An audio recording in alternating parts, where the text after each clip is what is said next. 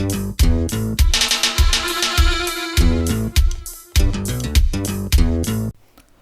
Everyone, I am doctor Deepak और आज आप सभी का स्वागत है मेरे यूट्यूब चैनल कैम वॉइस के अंदर।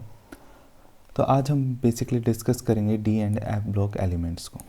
And D and F block elements ये चैप्टर आपने काफ़ी बार पढ़ा होगा, पर इसके अंदर बेसिकली डाउट रहता है कि पूरा पढ़ने के बाद भी क्वेश्चंस बहुत डिफरेंट है। एनसीईआरटी से पढ़ने के बाद भी क्वेश्चंस और थ्योरी में थोड़ा मिसमैच है। तो मैंने सोचा कि इस चैप्टर को क्यों ना हम क्वेश्चंस के थ्रू कवर करें। तो जब आप क्वेश्चंस के थ्रू इस चैप्टर को कवर करेंगे तो आपको दो बेनिफिट हैं इसके अंदर।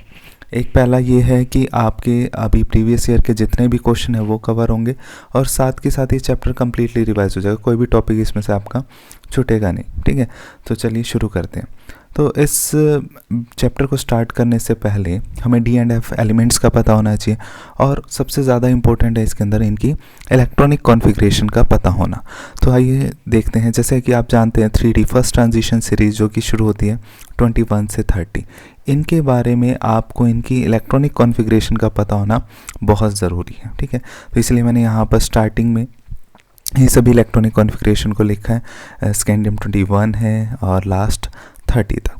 तो यहाँ से आपके काफ़ी क्वेश्चंस बनते हैं। अगर हम बात करें कि मेटल एटॉमिक फॉर्म में स्कैंडियम है, आर्गन जो कि नोबल गैस है 18, ओके। तो उसके बाद इलेक्ट्रॉन 3D और 4s में। अब यहाँ एक कन्फ्यूज़न आता है कि 4s अगर अबव प्रिंसिपल्स अगर हम एनर्जी ऑर्डर देखते हैं तो 4s पहले आता है, देन 3D आता है। ठीक है, पर ये दोनों ही की एनर्जी क्या होती है, ऑलमोस्ट कंपेरेबल एनर्जी की होती है। तो मोस्टली बुक लिखना प्रेफरेंस करती है 4D, 3D एंड 4s। ठीक है, तो अब आपको देखना है कि इलेक्ट्रॉन लास्ट इलेक्ट्रॉन आता तो 3D में है, पर अगर इलेक्ट्रॉन को रिमूव करना है, उसका आयंस बनाना है, तो जो इलेक्ट्रॉन जो रिमूव होंगे वो किससे होंगे, 4s से। तो ये बेसिक रिप्रेजेंटेशंस हैं जो सभी बुक फॉलो करती हैं। रीज़न मैंने आपको बता दी कि कंपेरेबल एनर्जी का होना, ठीक है, इसलिए हम इसको इस टाइप से लिख सकते हैं। तो अगर हम 21 की बात करें तो है 3D1 4s2, titanium 3D2 4s2। जो ज़्यादा ध्यान रखने वाली बात है, एक आपको यहाँ पर इलेक्ट्रॉनिक कॉन्फ़िगरेशन क्रोमियम की, जो कि एक एक्सेप्शन है 3D5 4s1, और यहाँ पर कॉपर 3D10 4s1। तो क्या होता है कि s का इलेक्ट्रॉन भी d में चला जाता है, क्योंकि हाफ फिल्ड और फुल्ली फिल्ड सब शेल्स क्या होती हैं, ज़्यादा स्टेबल होती है। तो ये इलेक्ट्रॉनिक कॉन्फ़िगरेशन होगी। अगर +2 आयन की बात करें तो इनमें से दो इलेक्ट्रॉन निकाल दें, इसके s से इलेक्ट्रॉन जाएंगे, यहाँ 3D1 आएगा। ठीक है, तो इसी टाइप से यहाँ 3D2, 3D3 और इस टाइप से ये इलेक्ट्रॉनिक कॉन्फ़िगरेशन आयनिक फॉर्म में चेंज होती रहेंगी। ठीक है, तो इन्हीं के बेसिस पे अब हम शुरू करते हैं क्वेश्चंस जो आपके अभी तक आए हैं। ठीक है, इन वीडियोस के अंदर मैं मोस्टली सभी के सभी जितने भी क्वेश्चंस बन सकते हैं इस चैप्टर से वो सभी कवर हो जाएंगे क्वेश्चंस के थ्रू। तो फर्स्ट देखते हैं कि zinc, cadmium, mercury are consider as D block element but not as transition element. तो एक बात ध्यान रखिएगा आप, ट्रांजिशन डी ब्लॉक एलिमेंट ये इसलिए है क्योंकि लास्ट इलेक्ट्रॉन इनका किस में आ रहा है, डी सब शेल में आ रहा है। ठीक है, तो इसलिए ये क्या हो गए, डी ब्लॉक एलिमेंट्स हो गए। पर ये ट्रांजिशन एलिमेंट्स होंगे कि नहीं, ये इस बात पर डिपेंड करता है कि जो इनकी इलेक्ट्रॉनिक कॉन्फ़िगरेशन है, यानी कि इनके अंदर क्या होना चाहिए, वेकेंट डी ऑर्बिटल होना चाहिए, vacant D orbital in their atomic form और as well as most common oxidation state. तो अगर जिंक, कैडमियम, मर्करी की कॉमन ऑक्सीडेशन स्टेट की बात करें तो वो कितनी है, +2। तो अगर +2 में भी अगर हम देखें तो जिंक के अंदर ये सभी के अंदर आपको क्या मिलेगा, 3D10। तो ये क्या है, कम्प्लीटली फिल्ड है। तो कम्प्लीटली फिल्ड होने की वजह से यहाँ पर ये डी ब्लॉक एलिमेंट्स तो है पर ट्रांजिशन एलिमेंट नहीं, क्योंकि ट्रांजिशन एलिमेंट के लिए क्या चाहिए, पार्शियली फिल्ड डी ऑर्बिटल्स चाहिए। देखिए स्टार्टिंग में मैं सभी क्वेश्चन को थोड़ा डिटेल में समझाऊंगा, पर बाद में रिपीटिशन के दौरान बस मैं आपको क्वेश्चन बता दूंगा कि रिपीट हुआ है, क्योंकि हम अप्रॉक्सीमेट 115 या 114 के अराउंड क्वेश्चंस कंप्लीट करेंगे तो बहुत लंबी वीडियो हो जाएगी। तो इसलिए स्टार्टिंग में ही कॉन्सेप्ट को अच्छे से समझे, बाद में सब ये रिपीटिशन में ही जाने वाला है आपके। ठीक है, तो अगेन इस क्वेश्चन को मॉडिफाई फॉर्म में zinc is not consider as transition element, तो आप इसका भी सेम रीज़न दे सकते हैं। ठीक है, now move to the next question, what are the transition element, right 2 characteristic of transition element. कि व्हाट आर ट्रांजिशन एलिमेंट्स, वो आपने बता दिया कि वेकेंट डी ऑर्बिटल्स होने चाहिए और most most common oxidation state में भी होनी चाहिए। अब बात करते हैं कि करेक्टरिस्टिक्स। तो करेक्टरिस्टिक्स दो बहुत बेसिक इंपॉर्टेंट करेक्टरिस्टिक्स हैं। एक कि ये वेरिएबल ऑक्सीडेशन स्टेट शो करते हैं और इसी के कारण ये कैटालिटिक प्रॉपर्टी भी शो करते हैं। तो दो कौन सी करेक्टरिस्टिक होगी आपके पास, एक वेरिएबल ऑक्सीडेशन स्टेट और एक ये एग्जिबिट करते हैं कैटालिटिक प्रॉपर्टीज़ को। तो हम नेक्स्ट क्वेश्चन को देखते हैं, ठीक है। तो अब है कि which property of transition element enables them to behave as catalyst. तो कैटलिस्ट की तरह बिहेव करने के लिए जो इम्पोर्टेंट पैरामीटर है वो इसके अंदर है कि ये वेरिएबल ऑक्सीडेशन स्टेट शो करते हैं, ठीक है। तो ये आंसर डी होगा कि वेरिएबल ऑक्सीडेशन स्टेट शो करते हैं, इसीलिए ये कैटलिस्ट की तरह भी बिहेव करते हैं। Which of the following is strong oxidising agent. तो अगर आप देखें कि ऑक्सीडाइजिंग एजेंट क्या होता है, जो दूसरों को ऑक्सीडाइज करे और खुद क्या हो, रिड्यूस। तो जो भी इनमें से एलिमेंट रिड्यूस फॉर्म में ज़्यादा स्टेबल होगा वही क्या होगा, स्ट्रॉन्ग ऑक्सीडाइजिंग एजेंट होगा। तो Mn3 पॉजिटिव में आपके पास होते हैं D4, ठीक है। पर अगर Mn+2 में जाएगा यानी कि दूसरों को ऑक्सीडाइज करेगा, खुद रिड्यूस होगा, तो इसमें कॉन्फ़िगरेशन बनेगी D5। तो ये एक स्टेबल हाफ फिल्ड कॉन्फ़िगरेशन है, तो इसके अंदर ये स्टेट इसकी ज़्यादा स्टेबल है, ठीक है। एक आंसर ये भी होता है कि इसकी इलेक्ट्रोनेगेटिविटी +1.75 है, ठीक है। तो आप ये भी रीज़न दे सकते हैं। और जो मैंने बताया कि बेसिक जो कि हमें पता होता है कि रिड्यूसिंग एजेंट कौन होगा, क्योंकि D5 को अचीव कर लेगा तो ये कॉन्फ़िगरेशन इसके अंदर स्टेबल होगी। नेक्स्ट क्वेश्चन है the incorrect statement about interstitial compounds, ठीक है। तो इंटरस्टिशियल कंपाउंड्स के बारे में जो इनकरेक्ट स्टेटमेंट है, इनकरेक्ट पूछा है, ठीक है। तो इनकरेक्ट स्टेटमेंट इसके अंदर है कि दे आर केमिकली रिएक्टिव, ठीक है, ठीक है। ये केमिकली रिएक्टिव नहीं होते हैं, ये केमिकली कैसे होते हैं, आपके पास इनर्ट होते हैं। तो इस बात का आप ध्यान रखेंगे कि इंटरस्टिशियल कंपाउंड्स कैसे होते हैं, केमिकली इनर्ट होते हैं। नेक्स्ट क्वेश्चन पे आते हैं। Out of the following transition element the maximum number of oxidation state are shown by. ये क्वेश्चन आपको बहुत बार पूछा जाएगा और इसका आंसर है Mn। Mn क्या होता है कि maximum oxidation state show exhibit करता है अप टू +7, क्योंकि इसकी इलेक्ट्रॉनिक कन्फिगरेशन क्या है 3d5 4s2। अब ये ऐसा क्यों होता है कि S और D दोनों के ही इलेक्ट्रॉन पार्टिसिपेट करते हैं, क्वेश्चन आगे आएगा तब मैं आपको इसके बारे में डिटेल में बताऊंगा। अभी आपको ये पता होना चाहिए कि Mn क्या होता है, +7 ऑक्सीडेशन स्टेट इस मैक्सिमम शो करता है, ठीक है, क्योंकि इसमें मैक्सिमम अनपेयर्ड इलेक्ट्रॉन होते हैं। नेक्स्ट क्वेश्चन है write the formula of oxo anions of manganese in which it shows the oxidation state equal to its group number। तो ऑक्सो एनायंस क्या होते हैं, सबसे पहले तो ये पता होना चाहिए। अगर हम एक मैग्नीज का देखें तो हमें पता है कि MnO4 होता है, ठीक है। तो ये तो ऑक्सो हो गया, एनायन फॉर्म में इसको कन्वर्ट करना है तो MnO4 नेगेटिव। तो MnO4 नेगेटिव ये एक ऑक्सो एनायन है किसका, मैग्नीज का। तो अगर इसमें इसकी ऑक्सीडेशन स्टेट निकालें तो क्या आएगा हमारे पास, x -8 इज इक्वल टू -1, तो x इज इक्वल टू 7। तो इसके अंदर ऑक्सीडेशन स्टेट इसकी कितनी आई है, 7। और आप देखेंगे तो ये ग्रुप नंबर किससे ही बिलोंग करता है, 7 से। तो इसका आंसर होगा ये। नेक्स्ट हम बात करते हैं how would you account for the following. Question है transition elements metals are coloured compounds. देखिए ये कॉन्सेप्ट भी बार बार आएगा, तो आप इसको ध्यान रखिएगा कि कोई भी कंपाउंड, कोई भी ट्रांजिशन मेटल कलर्ड होगी अगर उसकी कॉन्फ़िगरेशन D1 से D9 यानी कि उसमें क्या है, अनपेयर्ड इलेक्ट्रॉन्स है। अगर उसमें अनपेयर्ड इलेक्ट्रॉन्स है तो वो कैसा होगा, कलर्ड होगा, ठीक है, वो कैसा होगा, कलर्ड होगा। अगर उसकी कॉन्फ़िगरेशन D0 और D10 आती है, कंप्लीटली फिल्ड या फिर कोई भी इलेक्ट्रॉन नहीं है, तो उस केस में वो आपके पास क्या होगा, कलरलेस होगा, उसके अंदर कोई भी कलर नहीं होगा। तो अगर बात करें ट्रांजिशन मेटल कलर्ड कंपाउंड क्यों कलर्ड होते होंगे, क्योंकि इनमें क्या होता है, वेकेंट d ऑर्बिटल्स होते हैं, ठीक है। इन वेकेंट ऑर्बिटल्स की वजह से इनमें कौन सी ट्रांजिशन पॉसिबल होती है, dd ट्रांजिशन, ठीक है। कंप्लीटली फिल्ड होंगे तो dd ट्रांजिशन नहीं होगा, वेकेंट d ऑर्बिटल्स होंगे यानी कि अनपेयर्ड इलेक्ट्रॉन्स होंगे तो इनमें dd ट्रांजिशन होगी। अब ट्रांजिशन क्या होती है, इलेक्ट्रॉन यहाँ से यहाँ गया, वापस आया, तो वापस आते वक्त ये एक क्या करेगा, पर्टिकुलर वेवलेंथ की एनर्जी एमिट करेगा और ये एनर्जी लाई करती है किसमें, विजिबल रीजन में। और हमें पता है कोई भी चीज़ विजिबल रीजन में लाई करती है तो उसमें क्या होगी, कलर प्रॉपर्टी होगी। तो इसका ये आंसर है। नेक्स्ट हम बात करते हैं zinc salts are white while copper +2 are colour. तो अगर जिंक +2 की बात करें तो इसमें कॉन्फ़िगरेशन आपकी क्या बनेगी, 3d10 कम्प्लीटली फिल्ड है तो कलरलेस है। कॉपर +2 की इलेक्ट्रॉनिक कॉन्फ़िगरेशन क्या होती है, 3d10 4s1, तो 2 एक यहाँ से जाएगा, एक यहाँ से, तो डी में कितने हो गए, 9। एक वेकेंट एक अनपेयर्ड इलेक्ट्रॉन है तो उसकी वजह से इसमें क्या होगी, कलर्ड प्रॉपर्टी होगी। Why do transition element show variable oxidation state. देखिए ये भी एक इंपॉर्टेंट क्वेश्चन है, बार बार रिपीट होगा, आगे भी आप देखेंगे, ठीक है। तो इसको आप यहीं पर समझ लीजिएगा। तो ये वेरिएबल ऑक्सीडेशन स्टेट क्यों शो करता है, why do transition element show variable oxidation state. तो अगर हम इसके आंसर पे जाएं, अगर आपको दिखाऊं मैं, तो इसका रीज़न है कि आप देखेंगे कि इसमें जो आपका 3D और 4s है, 3D एंड 4s, तो ये क्या है n-1d और ये क्या है ns। तो ये d और s की, जैसे कि मैंने आपको पहले बताया कि दोनों की एनर्जी कंपेरेबल होती है। कंपेरेबल एनर्जी होने की वजह से क्या होता है कि ये दोनों ही ऑर्बिटल्स, सबशेल्स किसकी तरह बिहेव करने लग जाती हैं, अपने वेकेंट इलेक्ट्रॉन्स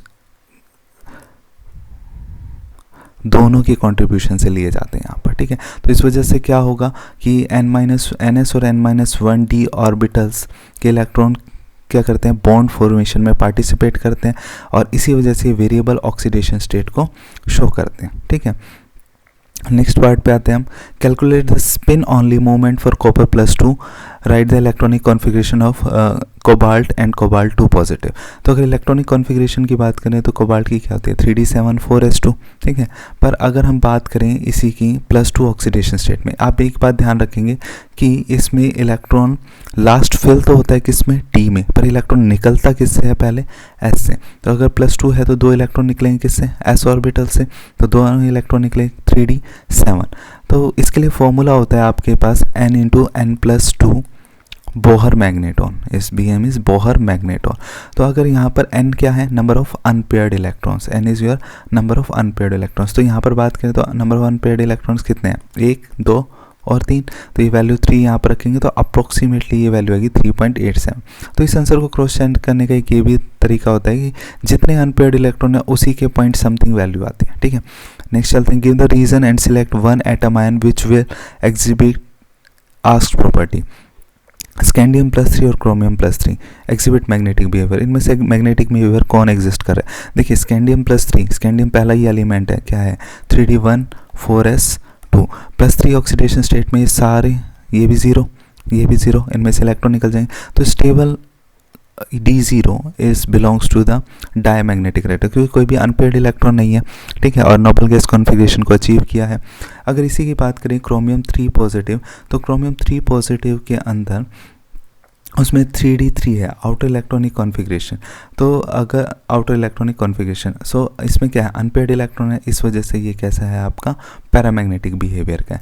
नेक्स्ट बात करते हैं, क्रोमियम और कॉपर है हाई मेल्टिंग और बॉइलिंग पॉइंट। किसका मेल्टिंग पॉइंट और बॉइलिंग पॉइंट हाई होता है, तो एक बात ध्यान रखिएगा, melting point and boiling point दोनों ही फैक्टर डिपेंड करते हैं किसके ऊपर, नंबर ऑफ अनपेयर्ड इलेक्ट्रॉन के ऊपर, ठीक है। देखिए यहाँ पर chromium has higher melting and boiling point in a particular series, the metallic strength increases up to the middle with increase in number of unpaired electron। तो metallic bond strength increase होती है with increase in number of unpaired electrons। और आप देखेंगे कि Mn के बाद से आपका क्या होता है, पेयरिंग स्टार्ट हो जाती है, ठीक है, पेयरिंग स्टार्ट हो जाती है। तो जैसे जैसे अनपेयर्ड इलेक्ट्रॉन्स कम होते जाते हैं, मेटलिक बॉन्ड स्ट्रेंथ कम होती रह जाती है, जिसकी वजह से मेल्टिंग पॉइंट और बॉइलिंग पॉइंट कम होता जाता है। तो अगर इन दोनों में से देखें तो क्रोमियम पहले आता है, क्रोम मैग्नीज से ही पहले। तो यहाँ पर नंबर ऑफ अनपेयर्ड इलेक्ट्रॉन ज़्यादा है एज़ कम्पेयर टू कॉपर, तो ये स्ट्रॉन्ग बॉन्ड है, तो इसका क्या हो, मेटलिक बॉन्ड स्ट्रॉन्ग है यहाँ पर, तो यहाँ पर आपको high melting and boiling point मिलेगा। नेक्स्ट हम बात करते हैं, calculate the number of unpaired electron in the following gaseous atom. यहाँ पर बात हो रही है Mn3 पॉजिटिव और क्रोमियम 3 पॉजिटिव। बहुत सिंपल है, Mn की इलेक्ट्रॉनिक कॉन्फ़िगरेशन आपको पता है 3d5 4s2, पर अगर +3 ऑक्सीडेशन स्टेट में जाएगा, यहाँ से 2 निकलेंगे, यहाँ से 3d4, ठीक है। और क्रोमियम 3 पॉजिटिव की बात करें तो वो क्या होगा, क्रोमियम 3 पॉजिटिव, क्रोमियम आपके पास होता है 3d5 4s1, एक यहाँ से गया, 2 यहाँ से गया, 3d3 बचता है आपके पास यहाँ पर। तो अगर हम कंपेयर करें जो आपसे पूछा है इसके बाद विच वन ऑफ, तो नंबर ऑफ अनपेयर्ड इलेक्ट्रॉन इसमें हो गए आपके 4 और इसमें हो गए 3। अब बात करते हैं which of them is most stable in aqueous solution and why. तो एक्वस सोल्यूशन में आप ध्यान रखिए, क्रोमियम और मैग्नीशियम कैसे बनाते हैं, ऑक्टाइडल कॉम्प्लेक्सेस बनाते हैं, ऑक्टाइडल कॉम्प्लेक्सेस। तो ऑक्टाइडल कॉम्प्लेक्सेस बनाते हैं तो उस वजह से हाई स्पिन के, ठीक है। तो ऑक्टाइडल कॉम्प्लेक्सेस में आपको पता है कि डीप जो डी ऑर्बिटल है वो बाइसेक्ट हो जाता है, किसमें, नीचे आपके पास होता है T2G और ऊपर आपके पास क्या होता है EG। क्रोमियम की बात करें 3 इलेक्ट्रॉन है तो 3 1 2 3, ठीक है, तो यहाँ पर आएंगे तो हमारे पास इस केस में हमारे पास क्या होता है हाफ फिल्ड T2G होता है। तो हाफ फिल्ड कॉन्फ़िगरेशंस क्या होती हैं, स्टेबल। और अगर Mn की बात करें तो वहाँ पर 4th इलेक्ट्रॉन यहाँ पर या फिर यहाँ पर, अगर लो स्पिन है तो यहाँ पर और हाई स्पिन है तो यहाँ पर आएगा। तो इस वजह से ये कम्प्लीटली हाफ फिल्ड नहीं रह पाता। तो इसीलिए क्रोमियम 3 पॉजिटिव क्या है आपका ज़्यादा स्टेबल है इन एक्वस फॉर्म के अंदर। नेक्स्ट पे आते हैं, calculate the number of unpaired electrons in the following gaseous atom. Same उसी तरह से है, नंबर ऑफ आप काउंट कर लेंगे। स्कैंडियम टाइटेनियम सेकेंड ही है तो इसके अंदर आपके पास नंबर ऑफ अनपेयर्ड इलेक्ट्रॉन्स 1 आएंगे। फिर सेम क्वेश्चन पूछा है कि एक्वस में कौन है, तो वो क्रोमियम 3 पॉजिटिव स्टेबल है क्योंकि उसका T2G हाफ फिल्ड है। सेम वही रीज़न हो जाएगा इसका, ठीक है। नेक्स्ट क्वेश्चन पे आते हैं, give reason for the following transition metals forms alloy. अब ये अलॉय क्या होता है, अलॉयज़ आपको पता है कि बेसिकली मिक्सचर ऑफ मेटल्स ही हैं, बहुत सारी मेटल्स का मिक्सचर है तो अलॉय फॉर्म कर लेंगे सिंपल लैंग्वेज में अगर बात करें तो ट्रांजिशन मेटल्स फॉर्म अलॉय। अब वो अलॉयज़ क्यों बना पाती हैं, क्योंकि इनकी जो है similar atomic radii, have similar atomic radii, इनकी एटॉमिक रेडिया ऑलमोस्ट सिमिलर होती है, इसलिए ज़्यादा डिफ्रेंशिएट नहीं होता, मेटल्स आपस में मिक्स होकर क्या बना लेती है अलॉयज़ बना लेती हैं। इसका यही आंसर होगा। तो Mn2O3 is basic whereas Mn2O7 is acidic. तो इस टाइप के क्वेश्चंस को आंसर करते हैं हम on the basis of oxidation state. अगर आप Mn2O3 में ऑक्सीडेशन स्टेट निकालेंगे तो देखिए 2x - 6 is equal to 0, so x is equal to 3। और Mn2O7 में अगर आप निकालते हैं Mn2O7 तो ये हो गया 2x - 14 is equal to 0, so x is equal to 7। तो higher the oxidation number more will be the acidic character, ठीक है। तो यहाँ पर आप देख सकते हैं while Mn+7 has the acidic character। Next question पे आते हैं, use the data of the following justify the given answer. तो देखिए यहाँ पर क्रोमियम के लिए आपको गिवन है और साथ के साथ Mn, Fe, कोबाल्ट इन सब के लिए डाटा गिवन है। और क्वेश्चन देखते हैं, क्वेश्चन में क्या पूछा है, which is stronger reducing agent in aqueous medium. Aqueous medium chromium 2 positive और Fe 2 पॉजिटिव।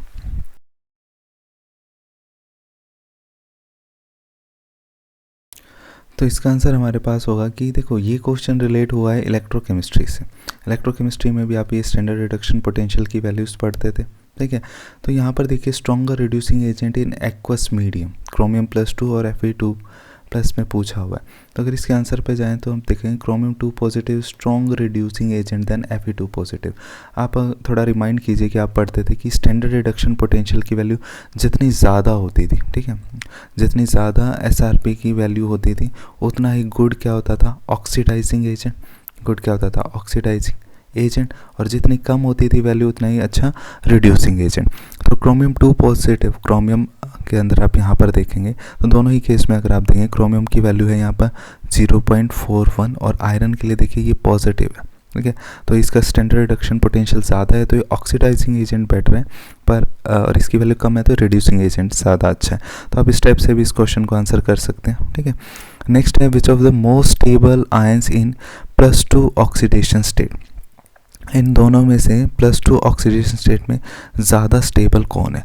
तो अगर इसके लिए आप ध्यान रखिएगा, more positive is the value of E0, more feasible will be the reaction, ठीक है। तो यानी कि अगर हम ये डाटा देखें +2 में कन्वर्ट होने का, ठीक है, तो यहाँ पर देखिए +3 से +2 में है तो ये सबसे ज़्यादा वैल्यू किसके लिए आई है आपकी, ठीक है। तो ये आप देखिए कोबाल्ट के लिए, यहाँ पर कोबाल्ट के लिए वैल्यू सबसे ज़्यादा है, ठीक है। तो higher the value more feasible is the reaction, तो यानी कि ये इस फॉर्म में स्टेबल रहा होगा तभी तो ये वैल्यू ज़्यादा आई है। तो ये आपके पास इसका आंसर क्या हो गया, cobalt +2 ion is most stable. Next हम मूव करते हैं on give reason on the D4 species chromium plus 2 is strongly reducing while Mn+3 is strongly oxidizing. तो strong reducing agent कौन सा होता है, जो दूसरों को रिड्यूस करे, खुद क्या ऑक्सीडाइज, यानी क्रोमियम 2 पॉजिटिव दूसरों को तो क्या करेगा, रिड्यूस करेगा, खुद क्या होगा, ऑक्सीडाइज, तो खुद ऑक्सीडाइज होगा तो क्या बनाएगा ये। इसी टाइप से हम Mn को भी देख लेते हैं, Mn3 पॉजिटिव स्ट्रांगली ऑक्सीडाइजिंग, दूसरों को ऑक्सीडाइज करेगा, खुद क्या होगा, रिड्यूस। और दोनों में ही अगर आप देखेंगे तो D4 है आपके पास, ठीक है, इलेक्ट्रॉन डी में 4 ही है, ठीक है। तो अगर हम देखें क्रोमियम +3 में जाने की वजह से क्या हुआ, क्रोमियम आपको पता है क्या होता है, D5 4s1, एक यहाँ से गया, 2 यहाँ से गया, तो ये क्या आ गया, D3 फाइनली। और ये आपके पास यहाँ पर था ये D4 में, और ये चला गया D5 में। तो इसका तो साफ साफ रीज़न पता लग रहा है कि ये क्यों बिहेव कर रहा है, इससे इसमें क्यों कन्वर्ट हो रहा है, क्योंकि हाफ फिल्ड स्टेबल कॉन्फ़िगरेशन को अचीव कर रहा है। अब बात कर लेते हैं क्रोमियम 3 पॉजिटिव की, D3 आया, तो D3 होने की वजह से क्या हुआ है, इसका जो T2G है, इसका क्या है, जो T2G है ऑर्बिटल, आपको पता है नीचे T2G है, तो उसमें 3 इलेक्ट्रॉन होने की वजह से ये इसका T2G हाफ फील्ड क्या हो जाता है, स्टेबल हो जाता है। तो क्रोमियम +2 तो स्ट्रांगली क्या होता है, रिड्यूसिंग, और Mn+3 क्या होता है, स्ट्रांगली ऑक्सीडाइजिंग। नेक्स्ट हम बात करते हैं the D1 configuration is very unstable in ions. तो D1 कॉन्फ़िगरेशन वेरी अनस्टेबल क्यों, देखिए स्कैंडियम है हमारे पास D1 का एग्जांपल, तो D1 होगा अगर हमारे पास, ठीक है, तो ये क्या कोशिश करेगा, इस इलेक्ट्रॉन को भी दे के नोबल गैस कॉन्फ़िगरेशन को अचीव करने की कोशिश करेगा। तो transition metal ions with D1 configuration have a tendency to lose the single electron and give ions with a noble gas configuration, ठीक है, इसका ये आंसर हो जाएगा। नेक्स्ट बात करते हैं, नेक्स्ट क्वेश्चन आपके पास है, how is the variability in oxidation state of transition metal difference from that of the p block element। तो जो डिफरेंस है, वेरिएबिलिटी है किसके अंदर, ट्रांजिशन मेटल्स में और पी ब्लॉक में। तो इसको हम एक एग्जांपल से देखते हैं, वेनेडियम, ये जो आपके पास है वेनेडियम का एग्जांपल है।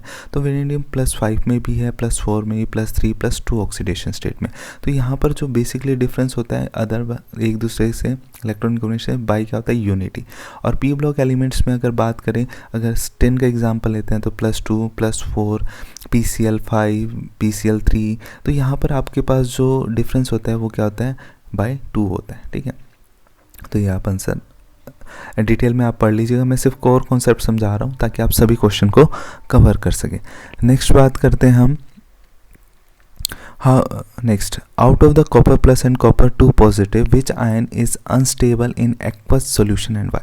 ये बहुत इंपॉर्टेंट क्वेश्चन है, ये आपको बहुत बार रिपीटिशन में मिलेगा, ठीक है। तो इस कॉन्सेप्ट को यहीं अच्छे से समझ लेना, बार बार ये क्वेश्चन आएगा तो सिर्फ मैं आपको यही कहूँगा कि हम पहले पढ़ चुके हैं, ठीक है। तो देखिए, out of copper plus and copper +2 which ion is unstable in aqueous solution. अगर आप जनरली इलेक्ट्रॉनिक कॉन्फ़िगरेशन के बेसिस पे देखते हैं तो आपको लगेगा कि कॉपर प्लस ज़्यादा स्टेबल होना चाहिए। क्यों, देखिए कॉपर की जो एटॉमिक फॉर्म में इलेक्ट्रॉनिक कॉन्फ़िगरेशन क्या है, वो 3d10 4s1, ठीक है। अगर इसकी +1 ऑक्सीडेशन स्टेट होगी तो ये किस में जाएगा, 3d10 में, और +2 होगी तो ये किस में जाएगा, 3d9। तो उस हिसाब से तो 3d10 ज़्यादा स्टेबल होना चाहिए था, पर यहाँ पर बात किसकी हो रही है, एक्वस फॉर्म में। तो एक्वस में ऐसा क्या हुआ, देखते हैं।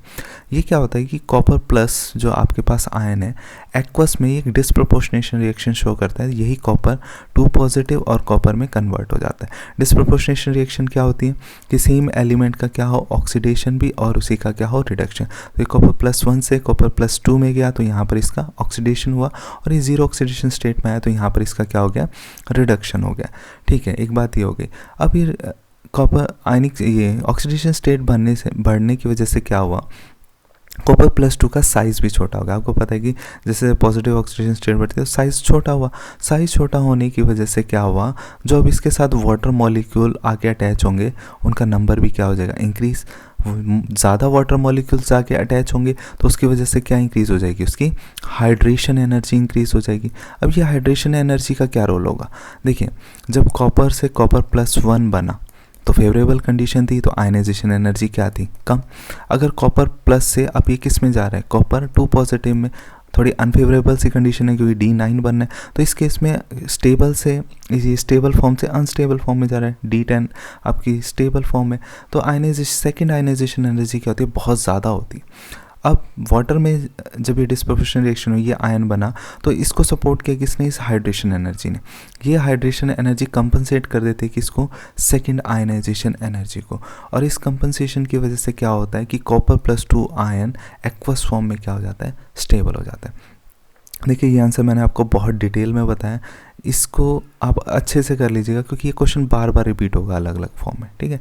तो अगर ना समझ आए तो यहाँ पर वीडियो को एक दो बार ज़रूर रिपीट करके देख लीजिएगा, आपको समझ आ जाएगा, ठीक है। तो hydration enthalpy of Copper+2 is higher than Copper+, thus Copper2 positive is more stable in aqueous solution. Next हम मूव करते हैं नेक्स्ट क्वेश्चन पे। Account the following transition metal show variable oxidation state. ये हम क्लियर कर चुके हैं क्योंकि इनमें NS और N-1d ऑर्बिटल्स के इलेक्ट्रॉन क्या करते हैं? बॉन्ड फॉर्मेशन में पार्टिसिपेट करते हैं, तो ये वेरिएबल ऑक्सीडेशन स्टेट शो करते हैं। Zinc, cadmium, mercury are soft metal. देखिए हमने देखा था कि मेटेलिक बॉन्ड्स स्ट्रॉन्ग कब होंगे? जितने ज़्यादा डायरेक्टली प्रोपोर्शन है ये किसके? नंबर ऑफ अनपेयर्ड इलेक्ट्रॉन्स के, नंबर ऑफ अनपेयर्ड इलेक्ट्रॉन्स के। तो आप देखिए जिंक, कैडमियम, मर्करी में तो नंबर ऑफ अनपेयर्ड इलेक्ट्रॉन्स है ही नहीं डी ऑर्बिटल्स में, तो इनमें मेटेलिक बॉन्ड स्ट्रेंथ क्या हो जाएगी? काफ़ी वीक हो जाएगी। और वीक होगी तो ये मेटल्स कैसे रहेंगे? सॉफ्ट, है ना। तो इसी वजह से ये किस कैटेगरी में आता है? सॉफ्ट मेटल्स की में। नेक्स्ट हम बात करते हैं Mn show the highest oxidation state +7 with oxygen, but with fluorine it show highest oxidation state +4। तो इसका रीज़न क्या है? अगर इसके रीज़न में जाएं तो आप देखिएगा जब ये मेटल ऑक्सीजन के साथ बॉन्ड बनाता है तो यहाँ पर D-P बॉन्डिंग होती है, ठीक है।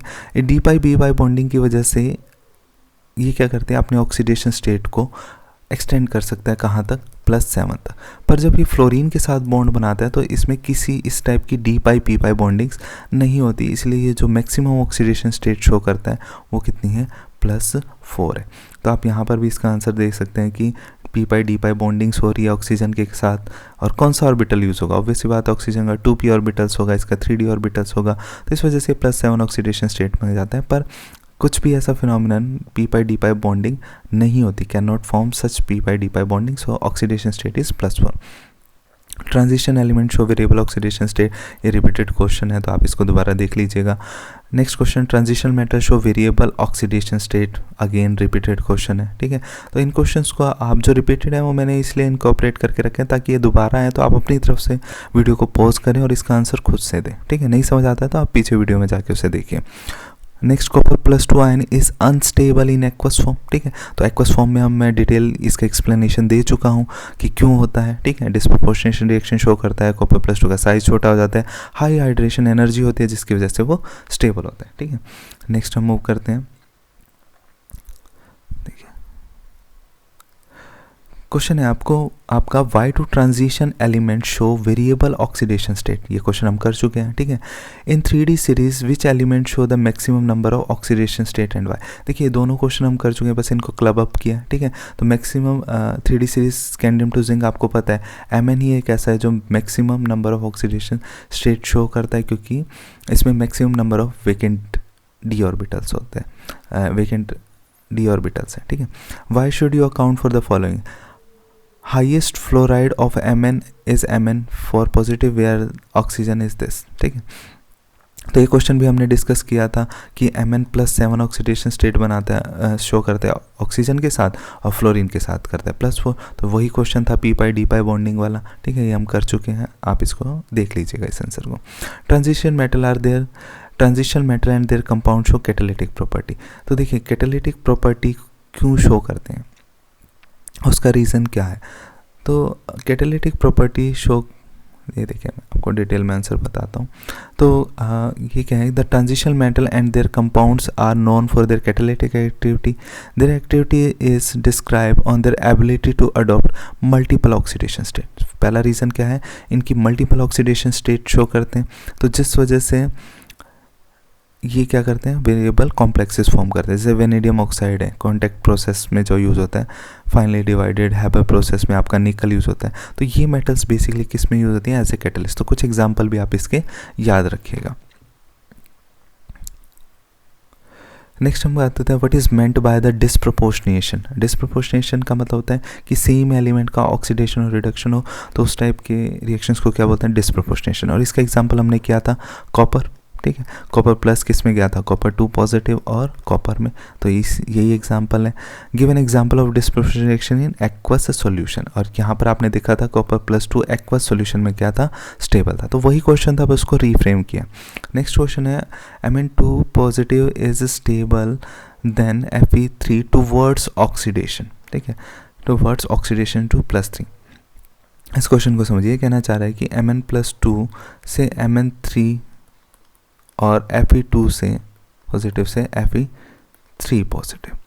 देखिए यहाँ पर ये ऑलरेडी किस में, D5 कॉन्फ़िगरेशन में, 3 होगा तो ये क्या बन जाएगा, D4। पर अगर यहाँ पर अगर आप देखें तो ये किस में, D6 में, और ये होगा तो ये किस में चला जाएगा, D5 में। तो यही रीज़न है कि Mn+2 is more stable then Fe+2 towards oxidation, यानी कि ये अपना ऑक्सीडेशन नहीं करेगा, ये स्टेबल है इस फॉर्म में, पर ये ऑक्सीडेशन करना चाहेगा क्योंकि ये क्या बन जाएगा, D5 बन जाएगा, ठीक है।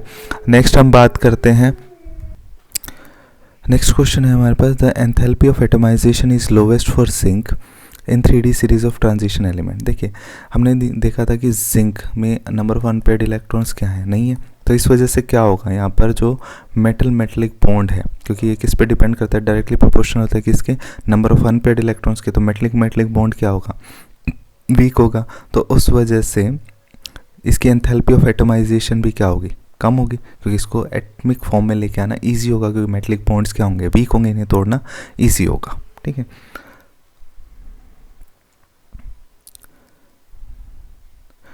नेक्स्ट क्वेश्चन है आपके पास, right 2 characteristics of transition elements. तो ये हम पहले भी कर चुके हैं कि वेरिएबल ऑक्सीडेशन स्टोर करता है और कैटालिटिक प्रॉपर्टी शो करता है। Which of the 3D block element may not be regarded as a transition element. ये डेफिनेशन हम कर चुके हैं कि ट्रांजिशन एलिमेंट्स वो नहीं होंगे जो अपनी कॉमन ऑक्सीडेशन स्टेट में भी जिनके अंदर वेकेंट डी ऑर्बिटल्स नहीं होंगे। तो वो कौन कौन से हैं आपके पास, जिंक, ठीक है, जिंक, कैडमियम, मरकरी, क्योंकि ये क्या है, इनके अंदर कोई भी पार्शियली फिल्ड डी ऑर्बिटल नहीं है इनकी कॉमन ऑक्सीडेशन स्टेट में। नेक्स्ट है, assign a reason for each of the following observation. The transition element with the exception of zinc, cadmium, mercury are hard and have high melting and boiling point. देखिए हम कर चुके हैं कि zinc, cadmium, mercury वैसे भी कैसे हैं, सॉफ्ट मेटल में, क्योंकि इनके अंदर मेटलिक बॉन्ड क्या है, वीक है। तो इनके कंपैरिजन में बाकी सब जो हैं वो क्या होंगे, हार्ड, और उनका क्या होगा, high melting and boiling point. देखिए कॉन्सेप्ट वही है, क्वेश्चन को बस रीफ्रेम किया है, ठीक है। तो डिटेल आंसर आप पढ़ लीजिएगा। The ionisation enthalpy first and second in the first series of transition element found to be very irregular.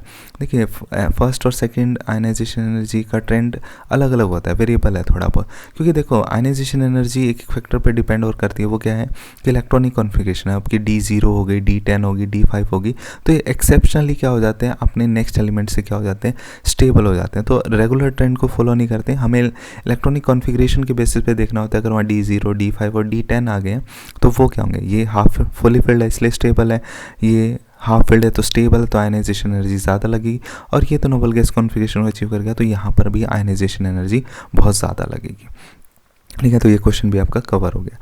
Next है, assign reason for the following. Copper plus ion is not known to exist in aqueous solution. देखिए वही question है copper वाला, aqueous solution के अंदर बात किया है कि +1 नहीं होता, कौन सा होता है, +2 होता है। इसका आंसर हम डिटेल में कर चुके हैं, तो आप यहाँ पर वीडियो को पॉज करके खुद से इसका आंसर देने की कोशिश कीजिए। अगर आप इसका आंसर नहीं दे पा रहे दोबारा से जाके इसका रीज़न पढ़िए, क्वेश्चन बहुत बार रिपीट हुआ है, ठीक। नेक्स्ट है, both O2 and F2 stabilise high oxidation state of transition metal, but the ability of oxygen to do so exceed that of fluorine। तो इसका एक बहुत ही छोटा सा आंसर है, क्या है देखिए, this is due to the ability of oxygen to form multiple bonds with the metal। ये ऑक्सीजन क्या है, मल्टीपल बॉन्ड्स बनाता है किसके साथ, आपके मेटल्स के साथ, इसीलिए क्या होता है, इसके क्या होती है आपके पास, स्टेबलाइज हायर ऑक्सीडेशन स्टेट्स को स्टेबलाइज करता है, ठीक है। नेक्स्ट क्वेश्चन पे आते हैं, transition metal exhibit a wide range of oxidation state. ये आंसर हम कर चुके हैं कि इनके अंदर NS और N-1 d ऑर्बिटल्स के इलेक्ट्रॉन बॉन्ड फॉर्मेशन में पार्टिसिपेट करते हैं, ठीक है। ये सेम क्वेश्चन रिपीटिशन है। Cobalt +2 is very stable in aqueous solution but get easily oxidise in the presence of strong ligand. देखिए ये क्वेश्चन थोड़ा सा लीक से हटके, मैं आपको डिटेल में समझाता हूँ यहाँ पर आंसर से। तो देखिए the tendency to form complexes is higher for cobalt 3। जो कॉम्प्लेक्स बनाने की टेंडेंसी है वो किसके लिए ज़्यादा है? कोबाल्ट की, और वो भी किस में? अपनी +3 ऑक्सीडेशन स्टेट में, एज कम्पेयर टू कोबाल्ट 2। ठीक है, ये बात हमें पता है। तो cobalt +2 ions are very stable and are difficult to oxidise. इनको ऑक्सीडाइज करना आसान नहीं होता। But cobalt +3 ions are less stable and are reduced by the water. Copper +3 को रिड्यूस किया जा सकता है किसके द्वारा? वाटर, लेस स्टेबल होते हैं। इन कॉन्ट्रास्ट अगर हम कहें तो कोबाल्ट 2+ के जो कॉम्प्लेक्सेस हैं वो ईजिली ऑक्सीडाइज हो जाते हैं किस में? कोबाल्ट 3 कॉम्प्लेक्सेस में। जैसे एक एग्जांपल से देखते हैं, कॉपर अमोनिया 6(2)+, ये एयर यानी कि ऑक्सीडाइज हो गया, ऑक्सीजन है एयर के अंदर, तो किस में चला गया? कोबाल्ट 3+ में। अब इसने कहा है कि very stable in aqueous, copper +2 देखिए आप यहाँ स्टेबल है एक्वस फॉर्म में, but get easily oxidize in the presence of strong ligand। तो strong ligand हम यहाँ पर अमोनिया को strong ligand कंसिडर करते हैं। तो क्या हुआ देखिए, this happens because the crystal field stabilizing energy of cobalt 3 with D6 है। D6 का मतलब है कि अगर हम इसको ऐसे लिखें, ऑक्टाइडल कॉम्प्लेक्सेस है, नीचे क्या होगा? T2G और ऊपर EG। और इसने कहा स्ट्रॉन्ग लिगेंड्स क्या करेगा? पेयरिंग। तो 3, 4, 5 और आपके पास 6। कोबाल्ट के अंदर आपके कितने आ गया? D6 है, तो ये ऐसे फिल्ड होगा। तो इस वजह से क्या होता है कि T2G कंप्लीटली फिल्ड हो जाता है, और ये कॉन्फ़िगरेशन क्या है? स्टेबल है। तो configuration is higher than the cobalt 2, उसमें क्या होता है? D7 और ये अरेंजमेंट होता है। तो ये इसका आंसर बनेगा आपका पूरा। ठीक है, तो नेक्स्ट क्वेश्चन पे मूव करते हैं। Assign the reason for the following. Copper plus ion is not known to exist in aqua solution. Repeated question है, दोबारा से खुद आंसर कीजिएगा। Transition metal are much harder than the alkali metals. देखिए क्या हो रहा है, ट्रांजिशन मेटल्स के अंदर आपके पास वही N-1d और Ns ऑर्बिटल्स जो हैं वो पार्टिसिपेट कर रहे हैं। ठीक है, बॉन्ड फॉर्मेशन के जैसे, जिससे इनके अंदर नंबर ऑफ अनपेयर्ड इलेक्ट्रॉन्स क्या होते हैं? ज़्यादा। तो नंबर ऑफ अनपेयर्ड इलेक्ट्रॉन्स ज़्यादा होंगे as compare to alkali metals. ठीक है, तो अगर नंबर ऑफ अनपेयर्ड इलेक्ट्रॉन्स ज़्यादा होंगे तो मेटलिक बॉन्ड क्या होगा? स्ट्रॉन्ग होगा। मेटलिक बॉन्ड स्ट्रॉन्ग होगा, तो ये कैसे होंगे? हार्ड होंगे। ठीक है, नेक्स्ट आ जाते हैं transition metals and many of their compounds act as a good catalyst. तो गुड कैटलिस्ट होने के लिए क्या क्या प्रॉपर्टीज़ है? ठीक है, ये हम डिस्कस कर चुके थे कि क्योंकि ये वेरिएबल ऑक्सीडेशन स्टेट शो करते हैं। ठीक है, और कुछ एग्जांपल्स हमने देखे थे वेनेडियम के जो कि कॉन्टैक्ट प्रोसेस में यूज़ होता है, आयरन जो कि हैबर प्रोसेस में यूज़ होता है। नेक्स्ट हम जाते हैं transition metal generally form coloured compound. तो मैंने आपको पहले ही बता दिया था कि कलर्ड कंपाउंड किस लिए शो होता है कि उसमें क्या हो?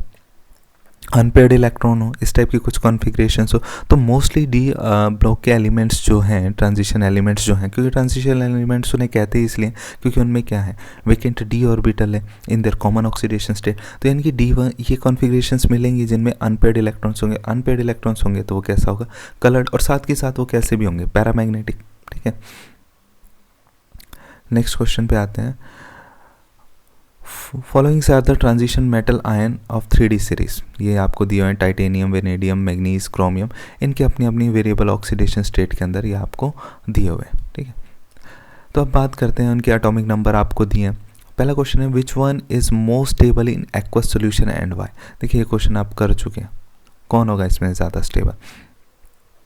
ठीक है, तो इसमें सबसे ज़्यादा स्टेबल है क्रोमियम 3 पॉजिटिव। क्रोमियम 3 पॉजिटिव क्यों है? क्योंकि ये हाफ फिल्ड T2G कॉन्फ़िगरेशन को अचीव कर लेता है। यहाँ पर T2G जो आपका ये ऑर्बिटल है उसमें 3 इलेक्ट्रॉन होता है, हाफ फिल्ड है, तो ये एक्वस सॉल्यूशन में स्टेबल रहता है। नेक्स्ट है which one is strong oxidising agent and why. देखिए ऑक्सीडाइजिंग एजेंट दूसरों को ऑक्सीडाइज करेगा, खुद रिड्यूस। तो इनमें से Mn3 ही एक ऐसा है कि अगर ये Mn2 में आ जाए, दूसरों को क्या करेगा? ऑक्सीडाइज, खुद क्या होगा? रिड्यूस। रिड्यूस का मतलब क्या होता है? Gain of electron. तो Mn2 में पॉजिटिव में आ जाएगा, तो यहाँ पर इसकी इलेक्ट्रॉनिक कॉन्फ़िगरेशन क्या हो जाएगी? D5 जो कि हाफ फील्ड क्या है? स्टेबल। बाकियों को भी आप चेक कर सकते हैं, मैं डायरेक्ट आंसर पर फोकस कर रहा हूँ। ठीक है, ऐसी किसी के अंदर नहीं बनेगी स्टेबल कॉन्फ़िगरेशन, ये किसी में बनेगी, बाकी को आप क्रॉस चेक करना। Which ion is coloured and why. तो देखिए यहाँ पर टाइटेनियम +4 में स्कैंडियम टाइटेनियम D2 ठीक है, और S भी कैसा है 2, चारों की चारों इलेक्ट्रॉन निकल गए D0, दैट मीन्स ये क्या होगा कलरलेस, क्योंकि कलर्ड होने के लिए ये कंडीशन चाहिए, कोई ना कोई अनपेड इलेक्ट्रॉन होना चाहिए। बाकी सब कॉन्फ़िगरेशन में आप चेक करना, आपको अनपेड इलेक्ट्रॉन्स मिलेंगे। तो यही एक कंडीशन है जहाँ पर ये क्या होगा कलरलेस होगा। नेक्स्ट क्वेश्चन है आपके पास, ये एक टेबल आपको दी हुई है, ठीक है, इस टाइप से, इसमें स्टैंडर्ड रिडक्शन पोटेंशियल की वैल्यूज़ दी हुई है। इस टाइप के क्वेश्चन बेसिकली इलेक्ट्रोकेमिस्ट्री से इसको लिंक करते हैं। तो from the standard reduction potential value the first row transition element answer the following question. तो देखते हैं क्या क्वेश्चन है। Why is Mn2 positive Mn are highly negative as compare to the other elements. देखिए इस टाइप के question आपके पास बहुत बार आएंगे कि इसकी वैल्यू नेगेटिव है पॉजिटिव है, तो हम इनको किस कॉन्सेप्ट से करें, ठीक है, तो हम इनका एक जनरल कॉन्सेप्ट बनाते हैं ताकि आप इसमें हर तरह के क्वेश्चन कर सकें। तो यहाँ इस क्वेश्चन को अच्छे से समझिएगा ताकि बाकी क्वेश्चन भी आप कर सकें। अब देखिए Mn2 पॉजिटिव से एक टाइप से क्या करें, Mn में ये हाईली क्या है नेगेटिव, देखिए ये वैल्यू नेगेटिव है, स्टैंडर्ड रिडक्शन पोटेंशियल की वैल्यू क्या है नेगेटिव, तो ये यानी कि रिएक्शन क्या है फिजिबल नहीं है, यानी कि वो किसी स्टेबल फॉर्म में नहीं जा रहा है, वो रिएक्शन फिजिबल नहीं है। अगर E0 की वैल्यू पॉजिटिव आती है और हाईली पॉजिटिव आती है तो रिएक्शन आपके पास क्या है फिजिबल है, वो चीज़ हो रही है, ठीक है। तो अब देखते हैं Mn+2 से Mn हाईली नेगेटिव है। Mn+2 में ये किस स्टेट में था आपके पास D5 में, ठीक है, और यहाँ पर आपके पास क्या था D5 4s2, ठीक है। तो यहाँ पर ये इतना फिजिबल नहीं है क्योंकि यहाँ पर कंप्लीटली इसके पास क्या है सिर्फ हाफ फिल d ऑर्बिटल्स है, ठीक है, और ये इससे अगर इसमें जाएगा, ठीक है, तो ये क्या हो जाएगा उतना स्टेबल नहीं रहेगा, तो इसलिए ये वैल्यू क्या है आपकी highly negative as compare to other elements, ठीक है। तो बाकियों का भी आप इस टाइप से चेंज करके देख सकते हैं, क्रोमियम+2 से क्रोमियम में जा रहा है, इसमें जा रहा है, पर आप देखेंगे सबसे ज़्यादा नेगेटिव वैल्यू इसके लिए आई है क्योंकि ये एक हाफ फिल्ड कॉन्फ़िगरेशन से लोअर वन में जा रहा है, ठीक है, किसी अनस्टेबल फॉर्म में जा रहा है, ठीक है। नेक्स्ट देखते हैं what is the reason for the irregularity in the above E0 values, ठीक है। तो इसका रीज़न आपके पास क्या होगा, इसके लिए आपको देखना पड़ेगा ये पैरामीटर्स, क्योंकि जो आपका स्टैंडर्ड रिडक्शन पोटेंशियल है वो बेसिकली 3 बातों पे डिपेंड करता है। एक आता है वेरिएशन इन आयनाइजेशन एनर्जी, ठीक है, then second variation in ionic size across the series and difference in hydration enthalpy. ये 3 पैरामीटर्स हैं जो बेसिकली किसको गवर्न करते हैं स्टैंडर्ड रिडक्शन पोटेंशियल को। तो इनमें अगर इरेगुलरिटीज़ होगी तो आपकी स्टैंडर्ड रिडक्शन पोटेंशियल में होगी। तो ये तीनों पॉइंट्स ही आपको कंसिडर करने पड़ेंगे, variation in ionisation energy, ionic size और हाइड्रेशन एंथैल्पी, ये आपको याद रखना पड़ेगा। नेक्स्ट है why is Copper+2 copper is exceptionally positive. देखिए फिर से D2 है, Copper+2 है तो वो क्या है D9 है, और सिर्फ कॉपर है तो वो क्या है D10 है आपके पास, तो D9 से D10 में जा रहा है, ठीक है, फेवरेबल कंडीशन है, तो इसीलिए आपके पास E0 की वैल्यू एक्सेप्शनली क्या आती है पॉजिटिव वैल्यूज़ आती है। देखिए यहाँ पर आपके पास क्या है इसके अंदर पॉजिटिव वैल्यूज़ है क्योंकि ये फेवरेबल कंडीशन है Copper+2 से कॉपर जाना। देखिए इन क्वेश्चन को इसी तरह आंसर करेंगे तो बहुत इजी है, वरना ये कॉन्सेप्ट समझ नहीं आते, ठीक है, इनके आपको डिफरेंट आंसर मिलेंगे, ठीक है, पर इस तरह से इसको समझना बहुत ईजी हो जाता है। नेक्स्ट क्वेश्चन देखते हैं, Copper+2 salts are coloured, Zinc+2 are white. देखिए ये क्वेश्चन मैंने बता दिया क्योंकि इसके अंदर D10 होगा, कम्प्लीटली फिल्ड है, तो ये क्या होगा कलरलेस।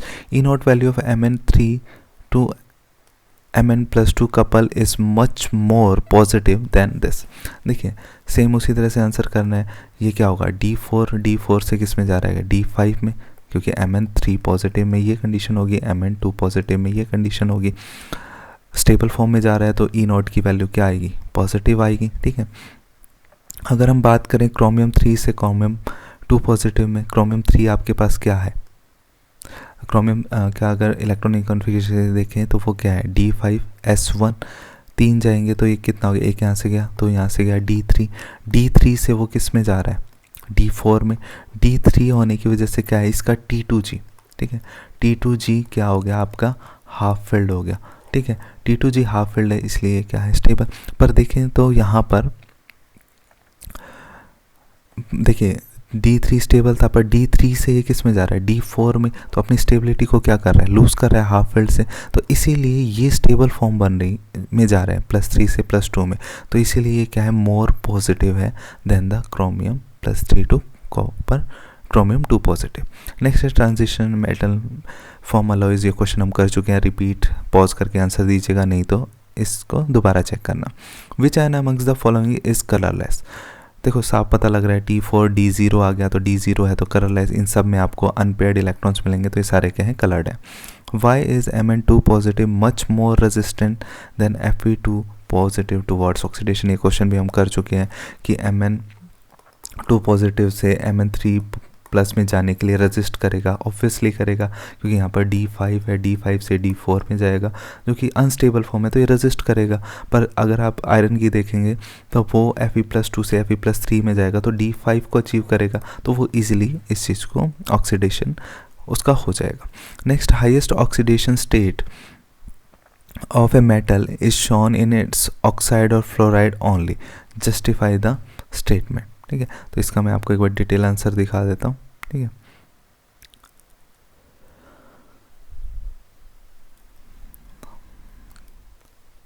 तो इसके लिए क्या होगा, highest oxidation state of a metal is shown in its oxide और फ्लोराइड्स ओनली। देखो ये क्या है कि आपको इनके अंदर वही आपके पास आपने किया था कि D5P5 बॉन्डिंग्स है, ठीक है, तो इस वजह से +7 ऑक्सीडेशन स्टेट तक इसको ले गया था। साथ के साथ इनका इलेक्ट्रोनेगेटिविटी नेचर जो है वो भी हेल्प करता है इनको अचीव करने में, क्या, हायर ऑक्सीडेशन स्टेट्स को। ठीक है, तो नेक्स्ट हम बात करते हैं, silver atom has completely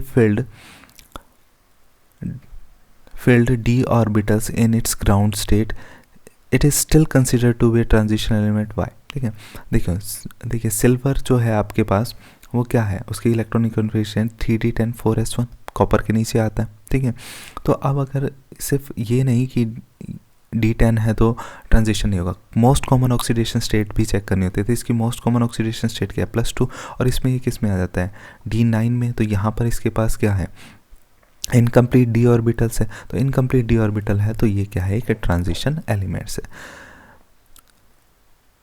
Why M2 to M value of Mn and zinc more negative then expected. देखिए Mn2 पॉजिटिव से किस में जाना है, Mn में। ठीक है, तो Mn2 पॉजिटिव में ये किस फॉर्म में है, D5।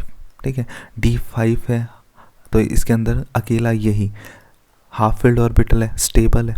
ठीक है, स्टेबल से ये अनस्टेबल फॉर्म में नहीं जाना चाहेगा। अगर जिंक की बात करते हैं तो जिंक किस में है आपके पास, जिंक की इलेक्ट्रॉनिक कॉन्फ़िगरेशन क्या होगी, +2 ऑक्सीडेशन स्टेट में 3d10, और 3d10 से 3d10 4s2 बेसिकली ये होती है। तो अगर हम बात करें +2 से प्लस में, +2 ऑक्सीडेशन स्टेट में क्या हो गया, 3d10। ठीक है, और यहाँ पर क्या है, 3d10 4s2। ठीक है, तो ये completely field d orbital, only d orbital का कंट्रीब्यूशन है वो कम्प्लीटली फिल्ड है, तो ये आपके पास स्टेबल फॉर्म है, स्टेबल से दूसरी अनस्टेबल फॉर्म में जा रहे हैं यहाँ पर। ठीक है, तो ये वैल्यू क्या आएगी आपके पास, नेगेटिव आएगी। ठीक है, why do transition elements form alloy, same answer है कि इनकी क्या होती है, एटॉमिक रेडिया ऑलमोस्ट सिमिलर होती है, इसलिए ये अलॉयज फॉर्म करते हैं। Give reason for the following statement, copper does not displace hydrogen from acid.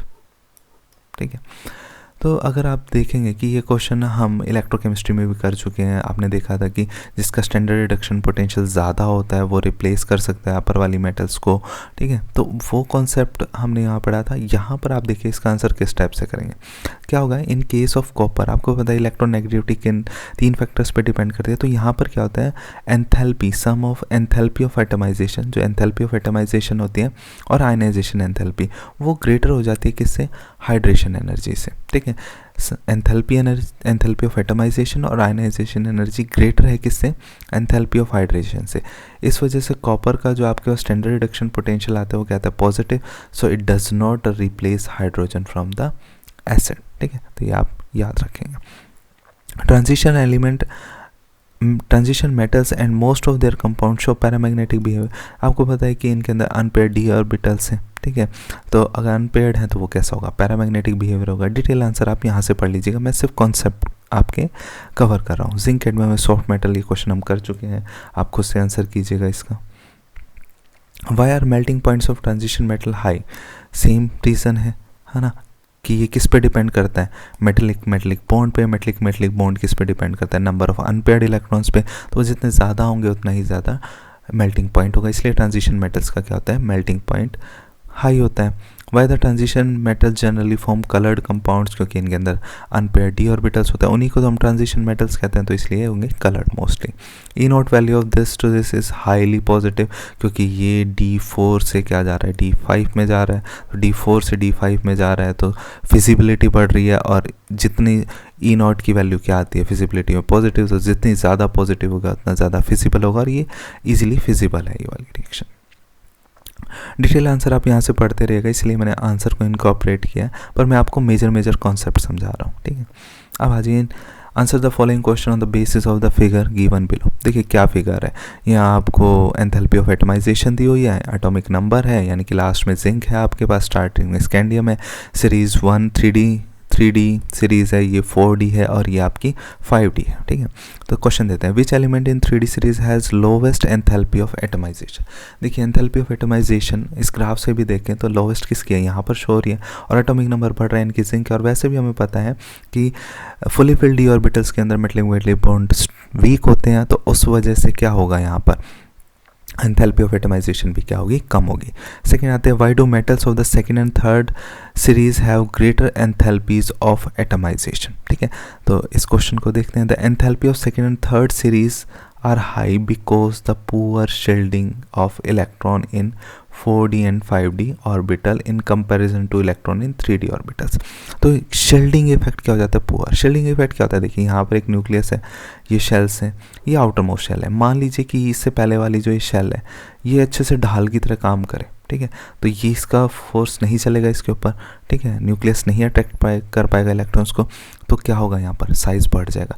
पर ये शिल्ड ही नहीं कर पा रहे, बहुत वीक है, तो क्या होगा, न्यूक्लियस का न्यूक्लियर अट्रैक्शन ज़्यादा बढ़ जाएगा, और उस केस में रेडियस डिक्रीज हो जाएगी, ठीक है। तो ये डिटेल आंसर हो गया। नेक्स्ट है, why the enthalpies of atomisation of transition metals quite high. Enthalpy of atomisation of transition metals की बात करें, क्योंकि यहाँ पर क्या है, मेटलिक बॉन्ड स्ट्रॉन्ग हो जाते हैं, क्योंकि यहाँ पर number of unpaired electron maximum होते हैं, पुअर शिल्डिंग होती है, तो इस वजह से ट्रांजिशन मेटल की हाई एंथैल्पी ऑफ क्या होती है, एटमाइजेशन होती है।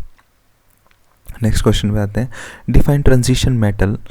डिफाइन कर देंगे आप, हम कर चुके हैं इसको। जिंक कैडमियम के are not called transition element, ये पार्ट भी डिस्कस कर चुके हैं। How is the variability in oxidation state, ये भी हम डिस्कस कर चुके हैं, ठीक है। तो आप खुद से आंसर कीजिएगा यहाँ पर। Give reason for the following statements, transition element and their compounds act as a good catalyst. तो गुड कैटलिस्ट क्यों शो करते हैं, क्योंकि इनके अंदर क्या होता है, वेरिएबल ऑक्सीडेशन स्टेट शो करते हैं। और कुछ एग्जाम्पल हमने किए थे, वेनेडियम और निकल के किन किन प्रोसेस में यूज़ होते हैं। Highly negative as compare to the other element, ये क्वेश्चन भी हम कर चुके हैं, खुद से आंसर कीजिएगा, नहीं तो पीछे जाके इन आंसर्स को एक बार दोबारा देखिएगा, ठीक है, क्योंकि रिपीटिशंस बहुत ज़्यादा है क्वेश्चन की, और हर जगह मैं एक्सप्लेन करूँगा तो आप खुद का दिमाग नहीं चला पाएंगे, तो आप कोशिश कीजिएगा इसका खुद आंसर करने का, ठीक है। Chromium 2 positive strong reducing agent. तो रिड्यूसिंग एजेंट का मतलब क्या होता है, दूसरों को रिड्यूस करेगा, तो खुद क्या होगा, ऑक्सीडाइज, ठीक है। तो ये स्टेट में गया। तो हम इलेक्ट्रॉनिक कॉन्फ़िगरेशन देख लेते हैं, इसकी क्या होगी, बेसिकली इसकी होती है 3D5 4S1, ठीक है। तो अगर +2 में होगा तो ये किस में है, D4, तो D4 से किस में गया, D3 में आप क्रोमियम के लिए हमेशा याद रखिए D3 भी स्टेबल होती है इसकी, क्योंकि T2G क्या हो जाती है, हाफ फिल्ड हो जाती है। T2G कैसे हो जाती है, हाफ फिल्ड हो जाती है, तो इस वजह से ये क्या हो जाता है, गुड रिड्यूसिंग एजेंट है, दूसरों को रिड्यूस करता है और खुद क्या हो जाता है, ऑक्सीडाइज हो जाता है। अब देखिए next, transition element show variable oxidation state, ये हम कवर कर चुके हैं, दोबारा कुछ आंसर कीजिएगा। हाईली पॉजिटिव, ये भी हम कर चुके हैं। देखिए यहाँ पर एक्वस की बात नहीं हुई, यहाँ पर हुई कॉपर +2 से कॉपर इज़ हाईली पॉजिटिव। अब आप कहेंगे कॉपर +2 ज़्यादा स्टेबल था, उसकी हाई हाइड्रेशन एनर्जी थी, वो था एक्वस के अंदर, यहाँ एक्वस की बात नहीं हुई है। तो कॉपर +2 के कंपैरिजन में कॉपर क्योंकि कॉपर में क्या होगी D10 होगी, कॉपर +2 में कितना होगा D9, तो कौन सा ज़्यादा स्टेबल हुआ D10, तो ये फेवरेबल कंडीशन है, तो ये E0 की वैल्यू आपके पास क्या आएगी पॉजिटिव, फिजिबिलिटी ऑफ रिएक्शन बढ़ जाएगी। Chromium +2 is a stronger reducing agent, same question हम कर चुके हैं, अभी आंसर किया था। Define transition elements with 2 characteristics, ये हम कर चुके थे, ठीक है। खुद से आंसर कीजिएगा, नहीं तो आंसर साइड में दिया हुआ यहाँ से पढ़ के इसको समझने की कोशिश कीजिएगा। ये है क्वेश्चन 54th क्वेश्चन, देखिए why E0 is exceptionally positive, ये अभी अभी कवर किया हमने यहाँ पर, ठीक है। उसके बाद देखिए क्वेश्चन में क्या किया, दोनों पार्ट्स को कवर किया। यहाँ पर विदाउट एक्वस कंडीशन पूछा है तो ये स्टेबल है, पर जैसे ही इसने बात की किसके अंदर, एक्वस सॉल्यूशन के अंदर, तो यहाँ पर आपको पता है कॉपर +2 की स्टेबिलिटी बढ़ जाती है क्योंकि एंथैल्पी ऑफ हाइड्रेशन ज़्यादा होती है, जिसकी वजह से स्टेबल हो जाता है। डिटेल में हम ये कर चुके हैं, ठीक है, तो आप इस क्वेश्चन को करिएगा। Give reasons for the following, क्या है, ट्रांजिशन एलिमेंट्स फॉर्म अलॉय, आपको पता है कि सिमिलर रेडियाई है तो वो क्या करते हैं अलॉय फॉर्मेशन करते हैं। Zinc has lowest enthalpy of atomisation, ये क्वेश्चन भी हम कवर कर चुके हैं, खुद से आंसर कीजिएगा। Magnesium show higher oxidation state in +4 while fluorine show with fluorine but +7 with oxygen, ये क्वेश्चन भी हम कवर कर चुके हैं कि D pi P pi bonding इसका था, ऑक्सीजन के केस में होती है, फ्लोरीन के केस में नहीं होती, इसलिए एक्सटेंड कर लेता है +7 तक और वो नहीं कर पाता। नेक्स्ट है ये आपको कुछ मेटल्स अपने आयनिक फॉर्म में दिए हुए हैं, पूछा है strong reducing agent. Strong reducing agent क्या होगा, दूसरों को रिड्यूस करे और खुद क्या हो ऑक्सीडाइज, तो इसका आंसर क्या होगा क्रोमियम +2, क्योंकि आपको पता है क्रोमियम +3 में T2G हाफ कॉन्फ़िगरेशन को अचीव कर लेता है और किसी में ऐसा नहीं हो रहा। अनस्टेबल इन एक्वस फॉर्म, आपको पता है कॉपर प्लस एक्वस फॉर्म में अनस्टेबल होता है, डिस्प्रोपोर्शनेशन रिएक्शन शो करता है, ब्रेक हो जाता है। स्ट्रॉन्ग ऑक्सीडाइजिंग एजेंट, ये कब स्ट्रॉन्ग ऑक्सीडाइजिंग एजेंट क्या, दूसरों को ऑक्सीडाइज करे खुद रिड्यूस, तो Mn अगर आप देखेंगे +2 में आते ही किस में चला जाएगा D5 में और हाफ फील्ड स्टेबल होगा, तो Mn+3 क्या होगा आपका स्ट्रॉन्ग ऑक्सीडाइजिंग एजेंट होगा, ठीक है। डिटेल आंसर एक बार ज़रूर पढ़ लीजिएगा। नेक्स्ट क्वेश्चन पे आते हैं, E0 value of the Mn+3 Mn+2 couple is much more positive than this, ये क्वेश्चन हम कर चुके हैं, फिर से आप खुद आंसर कीजिएगा इसका, ठीक है। Iron has high enthalpy of atomisation than that of copper, देखिए आयरन पहले आता है कॉपर बाद में आता है, तो इसमें नंबर ऑफ अनपेयर्ड इलेक्ट्रॉन्स फिर भी कितने हैं 6 होता है इसका, तो देखिए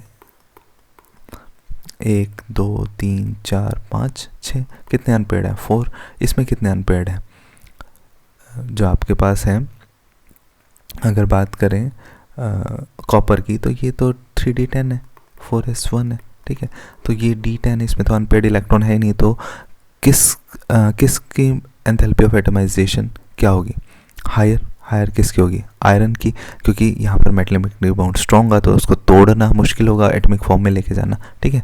स्कैंडियम +3 इज कलरलेस, क्योंकि D0 हो जाता है तो कलरलेस हो जाता है, वेयरएज इसमें क्योंकि अनपेयर्ड इलेक्ट्रॉन बचता है। ये क्वेश्चन आप खुद से कीजिएगा। Transition metal form large number of complex compounds, कि ये कॉम्प्लेक्स कंपाउंड्स क्यों बनाते हैं लार्ज नंबर में, तो इसका आंसर देखिए, क्योंकि comparably smaller size of the metal ion, second high ionic charges, और थर्ड आयनिक चार्जेस को आप इसलिए भी कह सकते हैं क्योंकि ऑक्सीडेशन स्टेट काफ़ी शो करता है। Availability of D orbitals to form bond formation, तो ये 3 पॉइंट्स हैं जिन पॉइंट्स पे आपको इसको एक्सप्लेन करना पड़ेगा। नेक्स्ट है the lowest oxide of transition metal is basic whereas the highest oxide is amphoteric, ठीक है। तो देखिए इसका डिटेल आंसर हम देखते हैं। Lowest oxidation compounds of transition metal are basic due to their ability to oxidise, ठीक है। तो देखिए क्वेश्चन है आपके पास कि lowest oxide of transition metal is basic, अगर मान लीजिए कोई +1 में है, ठीक है, कोई भी मैं मेटल लेता हूँ प्लस में है और मान लेता हूँ वो +3 में, तो ये क्या होगा ऑक्सीडाइज होने के लिए जाएगा, ये क्या होगा रिड्यूस, तो यहाँ पर आपके पास क्या हो रहा है ऑक्सीडाइज होगा तो क्या होगा लॉस ऑफ इलेक्ट्रॉन, और रिड्यूस होगा तो क्या होगा गेन ऑफ इलेक्ट्रॉन। और हम ल्यूइस एसिड बेस को किस बेसिस पे कैरेक्टराइज करते हैं, अगर इलेक्ट्रॉन को लूज करेगा, ठीक है, देगा तो वो क्या होगा बेस होगा, और अगर एक्सेप्ट करेगा तो वो क्या होगा एसिड। तो देखिए यहाँ पर ये दिया हुआ है basic due to ability to get oxidise to higher oxidation state, where is the higher oxidation state of the metal compounds get reduce to lower one and hence acidic in nature, ठीक है। तो इसके लिए example आप याद कर लीजिएगा, MnO is basic and Mn2O7 is acidic in nature, ठीक है। ऑक्सीडेशन स्टेट के बेसिस पे भी हमने इनको डिफाइन किया था। E0 value for the Mn+3 to Mn+2 is couple high as compare to this. इस टाइप का सेम क्वेश्चन हम आंसर कर चुके हैं, ठीक है, कि ये स्टेबल फॉर्म है, आपको पता है। यहाँ पर D5 बन जाएगा, यहाँ पर D3 बनेगा, पर क्रोमियम D3 में T2G क्या होता है, आपका हाफ फिल्ड होता है, तो स्टेबल है, ठीक है। +3 ऑक्सीडेशन स्टेट में और +3 ऑक्सीडेशन स्टेट में ये किस में रहेगा, T2G हाफ में, पर +2 में जाएगा तो ये क्या होगा, ठीक है, T2G इसका हाफ नहीं रहेगा, ठीक है। तो हाफ फील्ड ज़्यादा स्टेबल होता है, तो ये वाली वैल्यू आपके पास क्या आएगी, highly positive as compare to chromium +3 to chromium 2 positive. Mn shows the highest oxidation state +7 with oxygen, but with fluorine it shows the highest oxidation state +4। ये हम कर चुके हैं, आप क्वेश्चन आंसर कीजिएगा। क्रोमियम +2 स्ट्रॉन्ग रिड्यूसिंग एजेंट, ये question भी discuss कर चुके हैं।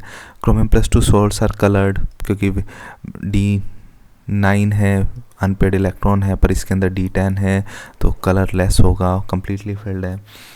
अब आ जाइए इस क्वेश्चन पे, ये क्वेश्चन भी हम कर चुके हैं। एक डाटा वैल्यूज़ गिवन है आपको, कॉपर +2 से कॉपर एक्सेप्शनली पॉजिटिव। देखिए एक्वस फॉर्म की बात नहीं है, नॉर्मल फॉर्म की बात है। तो यहाँ पर आपके पास क्या होगा, D10 D9 से D10 जा रहा है, तो फिजिबल होगी, तो क्या हो गया, पॉजिटिव वैल्यू आएगी E0 की। Why this is highly negative as compare to other element. तो देखिए Mn+2 में ये किस फॉर्म में है, D5 में है, ठीक है। तो D5 से स्टेबल कॉन्फ़िगरेशन से किसी और में जाएगा तो वैल्यू क्या आएगी, हाईली नेगेटिव आएगी। Which is strong reducing agent, chromium +2 और Fe2 पॉजिटिव। रिड्यूसिंग एजेंट दूसरों को रिड्यूस करेगा, खुद ऑक्सीडाइज, तो ये ऑक्सीडाइज करके ये बनाएगा, ये ऑक्सीडाइज करके क्या बनाएगा, Fe3 पॉजिटिव, ठीक है। तो अगर हम देखें तो इनमें से chromium is strong reducing agent than this, क्योंकि स्ट्रॉन्ग क्रोमियम +3 में T2G हाफ फिल्ड होगा इसके अंदर, ठीक है, और इस केस में ऐसी कोई भी स्टेबिलिटी अचीव नहीं होगी। यहाँ पर ये फिर भी D5 Fe2 पॉजिटिव में एक बार हम डाटा वैल्यूज़ भी देख लेते हैं। देखिए आप अगर इसको देखेंगे तो आपके पास क्रोमियम -91 और आयरन के लिए -40.44, ठीक है। तो 0.44 वैल्यू क्या है, ज़्यादा। तो आपको पता है स्टैंडर्ड रिडक्शन पोटेंशियल ज़्यादा होता है, तो वो किसकी तरह बिहेव करते हैं, ऑक्सीडाइजिंग एजेंट की तरह। तो इन दोनों की कंपैरिजन में इसकी स्टैंडर्ड रिडक्शन पोटेंशियल कम है, तो ये रिड्यूसिंग एजेंट की तरह बिहेव करेगा, ठीक है। Assign suitable reason for the following. Mn2 positive compounds are more stable than Fe2 positive towards oxidation in their +3 state। मैंने बताया था कि Mn+2 से Mn3 पॉजिटिव ऑक्सीडेशन नहीं करना चाहेगा, क्योंकि यहाँ +2 में D5 स्टेबल कॉन्फ़िगरेशन में है, पर ये Fe+2 से किस में जाना चाहेगा, Fe3 में, क्योंकि तब ये किसको अचीव कर लेगा, D5 को, ठीक है। तो ये रेजिस्ट करेगा, ये इजीली ऑक्सीडाइज हो जाएगा। In 3D series scandium to zinc the enthalpy of atom zinc is lowest, ये हम क्वेश्चन कर चुके हैं, खुद आंसर कीजिएगा। Scandium 3 positive colourless in aqueous, ये क्वेश्चन भी हम कर चुके हैं, इसको दोबारा से खुद आंसर कीजिएगा। नेक्स्ट है assign reason for each of the following. Manganese exhibit the highest oxidation state +7 among the 3D series of transition element, क्योंकि इसमें क्या है, maximum number of unpaired electrons हैं, ठीक है। Maximum number of unpaired electrons होंगे, ठीक है। और यहाँ पर आपको p/d बॉन्डिंग्स होती है विद ऑक्सीजन, ये भी एक रीज़न होता है कि जिस वजह से ये क्या होता है, +7 ऑक्सीडेशन स्टेट तक शो करता है। तो ये हम क्वेश्चन कर चुके थे। नेक्स्ट है transition metals and their compounds are generally found to be good catalyst in chemical reaction. तो इसका सेम रीज़न है कि वेरिएबल ऑक्सीडेशन स्टेट शो करता है, इसलिए गुड कैटलिस्ट की तरह बिहेव करता है। और वो कुछ कैटलिस्ट के नाम आप याद रखिएगा किस प्रोसेस में यूज़ होते हैं। Chromium +2 is strong is reducing in nature while with the same d orbital configuration D4 Mn3 positive is an oxidising agent. Reducing that mean दूसरों को रिड्यूस, खुद ऑक्सीडाइज। ऑक्सीडाइजिंग दूसरों को ऑक्सीडाइज करेगा, खुद रिड्यूस। तो देखिए यहाँ पर ये D5 को अचीव कर रहा है, करेगा, इसलिए अच्छा ऑक्सीडाइजिंग एजेंट है। क्रोमियम +3 हाफ T2G स्टेबल है, तो इसलिए ये रिड्यूसिंग एजेंट की तरह बिहेव करेगा। Zinc has lowest enthalpy of atomisation, ये आंसर हम कर चुके हैं, फिर से खुद कीजिएगा इसका answer. Chromium plus is unstable in aqueous solution. देखिए अब एक्वस सोल्यूशन की बात की तो एक्वस में हमें पता है क्या होता है, कॉपर 2 पॉजिटिव स्टेबल होता है क्योंकि high enthalpy of hydration energy उसकी क्या होती है, ज़्यादा होती है। नेक्स्ट है the element of 3D transition series are given as, ये आपको दिए हुए आंसर करना है। Write the element which show maximum number oxidation state, ये याद रखिएगा मैग्नीज ही है क्योंकि इसमें सबसे ज़्यादा आपके पास अनपेयर्ड इलेक्ट्रॉन्स होते हैं, ठीक है। Which element has the highest melting point, highest melting point किसका होगा, क्रोमियम का, क्योंकि आपको पता है कि ये किस पे डिपेंड करता है, नंबर ऑफ अनपेयर्ड इलेक्ट्रॉन्स पे, पर आप कहेंगे कि तो मैग्नीज में ज़्यादा है, ठीक है, पर उसकी वजह क्रोमियम तक ये ट्रेंड इंक्रीज़ होता है, यहाँ मेटलिक बॉन्ड मैक्सिमम होती है जिसकी वजह से इसका मेल्टिंग पॉइंट क्या होता है, हाई होता है। Which element show only +3 oxidation state, तो देखिए यहाँ पर स्कैंडियम ही है जो +3 ऑक्सीडेशन स्टेट शो करता है क्योंकि इसके बाद ये क्या हो जाता है, नोबल गैस कॉन्फ़िगरेशन को अचीव कर जाता है। तो देखिए ऑक्सीडेशन स्टेट वही शो होती हैं जिसकी वजह से वो स्टेबल हो रहा है, किसी न किसी नोबल गैस कॉन्फ़िगरेशन को अचीव कर रहा है, हाफ फिल्ड हो रहा है, फुल्ली फिल्ड हो रहा है। तो बाकी में आप ये सिचुएशन चेक करिएगा, ऐसा कुछ नहीं है। इसके केस में +3 में ये क्या कर रहा है, नोबल गैस कॉन्फ़िगरेशन को अचीव कर रहा है। Which element is a strong oxidising agent in +3 oxidation state, तो आप देखिए कि कौन सबसे ज़्यादा स्ट्रॉन्गेस्ट ऑक्सीडाइजिंग एजेंट की तरह बिहेव करेगा। आंसर आपको पता ही है, Mn है आपके पास स्ट्रॉन्गेस्ट रिड्यूसिंग एजेंट, ठीक है। दूसरों को रिड्यूस करेगा खुद और दूसरों को ऑक्सीडाइज करेगा खुद, क्या होगा, रिड्यूस करके +2 में आएगा, D5 half filled stable configuration को अचीव करेगा, इसलिए इसका E0 भी क्या होता है, पॉजिटिव वैल्यू में आता है। अब इसके बाद हम बात करते हैं लेंथेनॉइड्स की, ठीक है। तो अभी तक हम सिर्फ डी की बात कर रहे थे, देखो मोस्टली क्वेश्चन डी ब्लॉक से आते हैं, पर एफ का छोटा सा पोर्शन है तो इसमें से जो क्वेश्चन आते हैं आप गिने चुने क्वेश्चन है, आप इजीली अटैम्प्ट कर सकते हैं, ठीक है, तो इनको स्किप नहीं करना है। तो पहला क्वेश्चन हमारे पास है lanthanide contraction is due to, ठीक है। तो लेंथेनाइड कॉन्ट्रैक्शन की बहुत इंपॉर्टेंट क्वेश्चन है, इससे बनता है तो लेंथेनाइड कॉन्ट्रैक्शन बहुत बार पूछता है।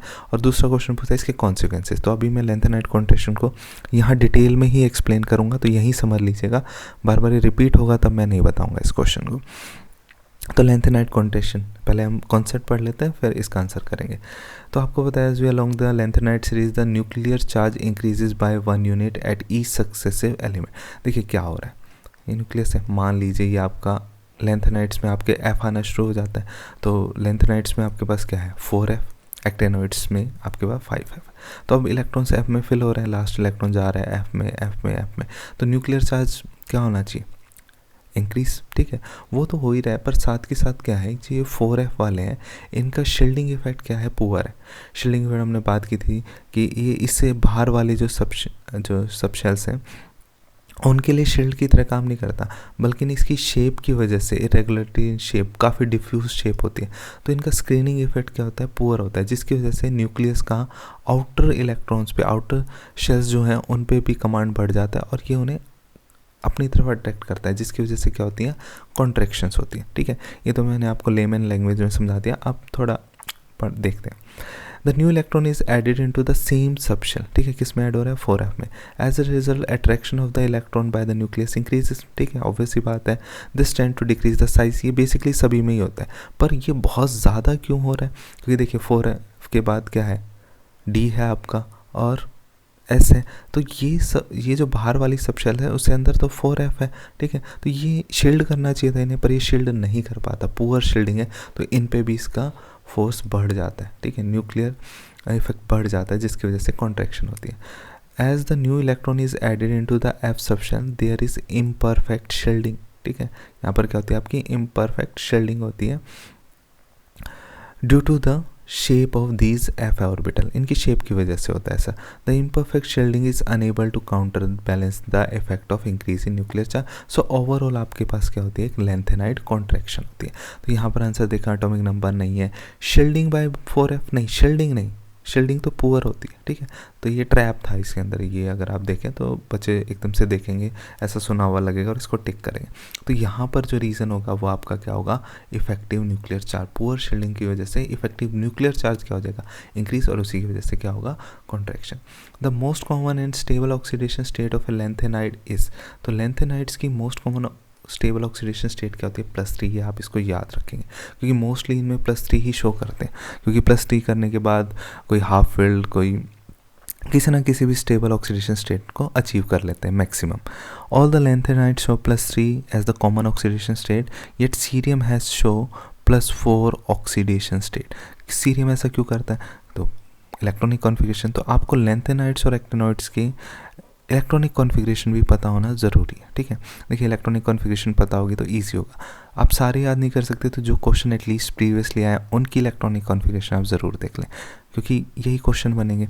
तो देखिए क्या हो रहा है, +4 की वजह से ये क्या हो रहा है, F में 0 हो गए, जिसकी वजह से नोबल गैस कॉन्फ़िगरेशन को क्या कर रहा है, अचीव कर रहा है. ठीक है, तो इसका रीज़न क्या होगा, it has a tendency to attain the noble gas configuration.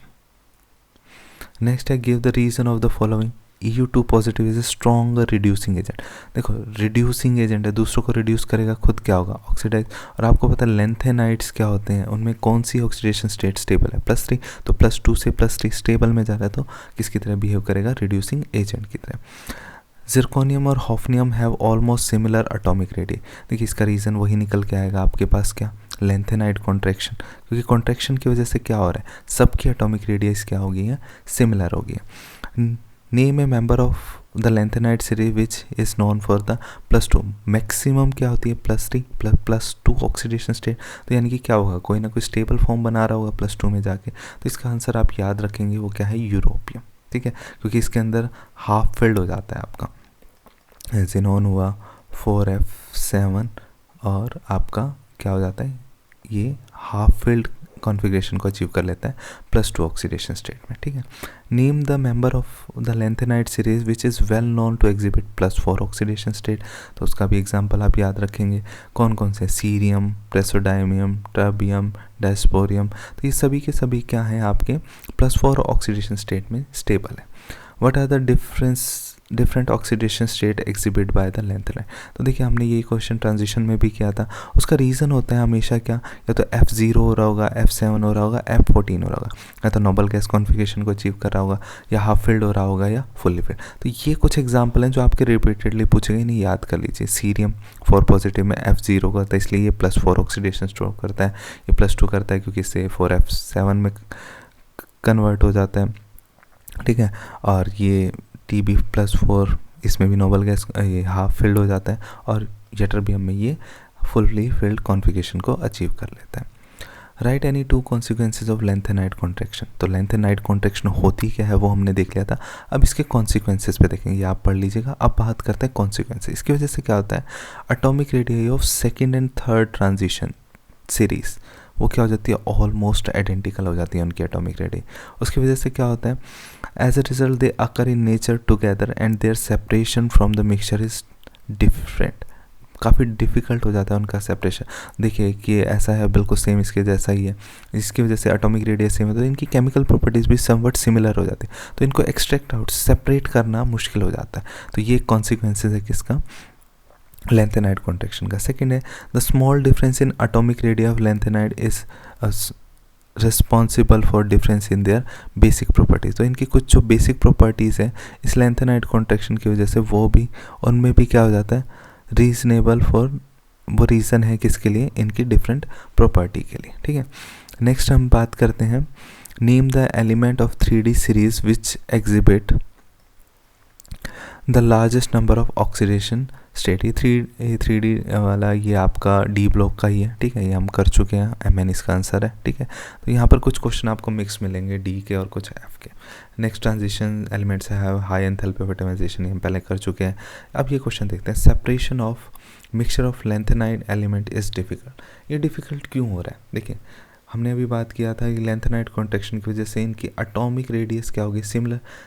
अब उसकी सिमिलर होने की वजह से इनकी केमिकल प्रॉपर्टीज़ भी समवट क्या हो जाते हैं, similar.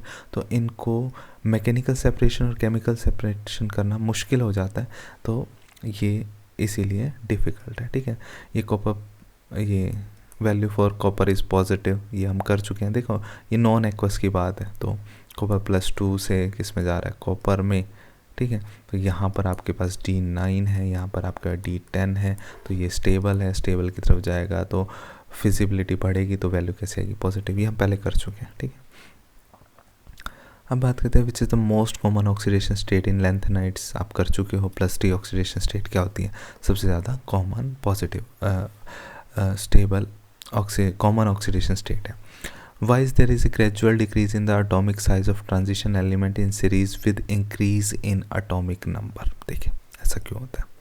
From left to right, the transition series atomic number increases. Number of proton in the nucleus and number of electron in penultimate shell, यानी कि 4f की बात हो रही है, increases. D electron have poor shielding power. thus उसकी वजह से क्या होगा आपका effective nuclear charge increase, nuclear attractive forces on the outermost electron increases, hence atomic radius decrease. अगर इसको समरी में बताऊँ तो क्या हो रहा है, थोड़ी बहुत पुअर शील्डिंग है, पुअर शील्डिंग की वजह से क्या होगा, जो पेनल्टीमेट शेल है वो आउटर मोस्ट शेल को कवर नहीं कर पाएगी, तो न्यूक्लियस का होल्ड बढ़ जाएगा और उसकी वजह से क्या होंगी, कॉन्ट्रैक्शंस होंगी। Calculate the number of unpaired electrons, ये हम कर चुके हैं, ठीक है, आप इस क्वेश्चन को खुद कीजिएगा। Electronic configuration of cerium, calculate the spin only magnetic moment. तो यहाँ पर आपको इलेक्ट्रॉनिक कॉन्फ़िगरेशन दी है, +3 है तो 2 यहाँ से गया, 1 यहाँ से गया, तो 4f 1 बच गया। फॉर्मूला सेम ही रहेगा हमारे पास, √n × n+2। तो n number of unpaired electron कितना हो गया, 1। वैल्यू पुट करना देखिए, मैंने आपको पहले ही बताया था, तो 1 है तो 1 पॉइंट समथिंग आंसर आएगा, बोर मैग्नेट। पर आप इसको निकाल के आए इस आंसर को। Why is copper regarded as a transition element although copper, ये क्वेश्चन हम कर चुके हैं, इसका आंसर आप खुद कीजिएगा। Why scandium +3 colourless in aqua solution, ये भी क्वेश्चन हम कर चुके हैं, सिर्फ आपको D0 D10 है तो आपने देखना है कलर लेस है, नहीं तो बाकी सब में कलर्ड है। What is lanthanide contraction, what are the consequences, ये क्वेश्चन हम कर चुके हैं, ये आंसर है, आप इसको दोबारा पढ़ लीजिएगा। Right the number of unpaired electrons in chromium +3, easy question है, इसको आप खुद अटैम्प्ट कीजिएगा, हम कर चुके हैं। कंप्लीट द फॉलोइंग रिएक्शन, देखिए कुछ रिएक्शंस के क्वेश्चन है आपके पास, जो इसके 2 हैं, KMnO4 और K2Cr2O7। तो इनकी डिटेल रिएक्शंस, इनको कैसे लिखना है, कैसे इनको अटैम्प्ट करना है, इसके लिए मैं एक सेपरेट वीडियो बनाऊंगा, क्योंकि ये वीडियो ऑलरेडी बहुत बड़ी हो जाएगी, ठीक है। तो उसमें हम इनसे रिलेटेड क्वेश्चन आते हैं, इनसे रिलेटेड, तो उनको हम डिटेल में डिस्कस करेंगे। मैं आपको कुछ बेसिक्स बातें बताऊंगा, उसके बाद इनकी कोई भी रिएक्शन आप ईजिली कर सकते हैं, आपको कोई प्रॉब्लम नहीं आएगी, ठीक है। तो अभी के लिए मैं यहाँ इसको स्किप कर रहा हूँ, वहाँ पर हम इनको करेंगे। Mn+3 is more stable than Fe2 positive oxidation to +3 state, ये क्वेश्चन हम कर चुके हैं, आप दोबारा खुद कीजिए इसको। Copper has exceptionally positive value, तो ये पॉजिटिव वैल्यू है क्योंकि एक्वस में नहीं, नॉर्मल में बात की हुई है। EU2 positive has electronic configuration, this is a strong reducing agent. तो स्ट्रॉन्ग रिड्यूसिंग एजेंट है तो क्या है, दूसरों को क्या करेगा, रिड्यूस करेगा, ठीक है, और खुद क्या होगा, ऑक्सीडाइज होगा। तो ऑक्सीडेशन में ये हाफ फील्ड कॉन्फ़िगरेशन को क्या कर लेता है, अचीव कर लेता है, इसकी वजह से क्या है, मोस्ट स्टेबल है, ठीक है। तो ये इसका रीज़न है। Transition element there compound show catalytic activity, ये डी ब्लॉक का आंसर है, हम कर चुके हैं। सेपरेशन ऑफ मिक्सचर डिफिकल्ट, ये भी हम कर चुके हैं, ठीक है। खुद से आंसर कीजिएगा इन क्वेश्चंस के। Zinc and mercury soft metal है, लो मेल्टिंग पॉइंट है, ये क्वेश्चन भी हम कर चुके हैं, इसका आंसर खुद कीजिएगा। ये फिर रिएक्शन का पोर्शन है, ये मैं आपको एक और वीडियो जो मैं D&F की बनाऊँगा उसमें इस चीज़ को कवर करेंगे। अब आते हैं एक्टेनॉइड्स पे। Actinoids show irregularity in their electronic, देखिए किसी में भी इरेगुलरिटी उसका एक ही रीज़न होता है, क्योंकि वहाँ पर F0 F7 और F14 हो रहा है, D के केस में वहाँ क्या हो रहा है, D0 D5 और D10 हो रहा होगा। तो ये सब कॉमन रीज़न होते हैं, इनकी वजह से क्या होती है, इरेगुलरिटीज आती हैं इलेक्ट्रॉनिक कॉन्फ़िगरेशन में। How would you account for the following, actinoid contraction is greater than the lanthanide contraction. हाँ, ये इंपॉर्टेंट क्वेश्चन है क्योंकि कंपैरिजन है दोनों का, ठीक है। इसको डिटेल में समझेंगे क्या हुआ है। Actinide contraction is more than lanthanide contraction because poor, very poor shielding effect of 5f। देखो एक्टेनाइड्स में अब किन का रोल आ गया, 5f में, लेंथेनाइड्स में किसका था, 4f का। तो 5f का जो आपके पास है शील्डिंग इफेक्ट और भी ज़्यादा पुअर हो जाता है, तो न्यूक्लियस का अट्रैक्शन फोर्स बढ़ जाएगा, जिसकी वजह से क्या होगा, कॉन्ट्रैक्शन। तो ये एक मेजर रीज़न होता है इसका। सेम क्वेश्चन है, वर्डिंग अलग है, तो आप इसको पढ़िएगा। Right, one similarity and one difference between the chemistry of lanthanides and actinoids elements, ठीक है। तो अगर सिमिलरिटी और डिफरेंस की बात करें तो सिमिलरिटी क्या है, both of the series are electropositive in nature, they are reactive metals and act as strong reducing agent, ठीक है। ये तो इनकी क्या होगी सिमिलरिटी। डिफरेंस की बात करें, एक्सेप्ट प्रोमीथियम, ठीक है, ऑल नॉन रेडियोएक्टिव लेंथेनाइड्स में सिर्फ प्रोमीथियम ही कैसा है जो कि रेडियो एक्टिव है, बाकी के सारे के एक्टिनाइड्स में जबकि सारे के सारे ही क्या है, रेडियो एक्टिव एलिमेंट। तो ये डिफरेंस हो गया, ठीक है। Write the similarity and one difference between the chemistry of lanthanide and actinoids, ठीक है। तो ये रहा क्या है, length actinide show greater number of oxidation state due to the comparable energy of 5f60 and 7s orbital. इसमें क्या होता है कि आपके पास 5f60 और 7s इन सब की कंपेरेबल एनर्जी हो जाती है, तो ये सभी के सभी पार्टिसिपेट करते हैं ऑक्सीडेशन नंबर में। तो इनकी ऑक्सीडेशन स्टेट क्या होती है, हायर होती है इस वजह से, जबकि लेंथेनाइड्स में ऐसा नहीं होता, उनकी एनर्जी गैप थोड़ा ज़्यादा होता है। और सेकेंड रीजन क्या है, most of the actinides are radioactive and the study of their chemistry in laboratory is difficult, ठीक है। तो ये रीज़न हो गया कि chemistry of actinide is complicated. Give reason for the following, actinide exhibit a greater range of oxidation state than lanthanide. Same reason है, ये अभी हमने डिस्कस किया है, इसका आंसर को एक बार डिटेल में पढ़िएगा, आपको समझ आ जाएगा। देखिए वहाँ पर 5f और 6d का रोल है, यहाँ पर 4f और 5d लेंथेनाइड्स के केस में, जबकि अगर इनका एनर्जी डिफरेंस क्या है उतना इसको अवॉइड नहीं किया जा सकता, दे हैव द डिफरेंस। पर इनमें क्या होता है, लेस एनर्जी डिफरेंस होता है, बहुत कम एनर्जी डिफरेंस होता है, ठीक है। Why do actinoids show a wide range of oxidation state? Right, one similarity between the chemistry of lanthanide। तो दो क्वेश्चन हम ये कर चुके हैं, उन्हीं को कंबाइन करके दिया है, तो इसका आंसर आप एक बार पढ़ लीजिएगा, हम इसको कवर कर चुके हैं। With reference to the structural variability, the chemical reactivity, write the difference between the lanthanide and actinoids। अगर स्ट्रक्चर की बात करें तो all the lanthanides are silvery white soft metal, ठीक है, ये इनकी फिजिकल अपीयरेंस है। Hardness of lanthanide increase with increase in atomic number. अगर एक्टिनोइड्स मेटल की बात करें, are all silvery in appearance but display a variety of structure, इनके स्ट्रक्चर अलग अलग होते हैं। Structure variability is due to the irregularity in metallic radii which are greater than that of lanthanide. तो irregularity है मेटेलिक रेडियाई में, क्यों, as compare to lanthanides, तो इनके स्ट्रक्चर भी काफ़ी वेरिएबल है। Chemical reactivity, earlier member of lanthanide series are quite reactive similar to the calcium, but the increasing atomic number they behave more like aluminium। तो chemical reactivity में भी इनके difference है। नेक्स्ट बात करते हैं, give 3 point of difference between lanthanides and actinoids। तो ये difference 3 पॉइंट, अगर इलेक्ट्रॉनिक कॉन्फ़िगरेशन की बात करें तो इनकी जनरल इलेक्ट्रॉनिक कॉन्फ़िगरेशन ये है, इनकी इलेक्ट्रॉनिक कॉन्फ़िगरेशन ये है। तो फर्स्ट पॉइंट ये हो गया।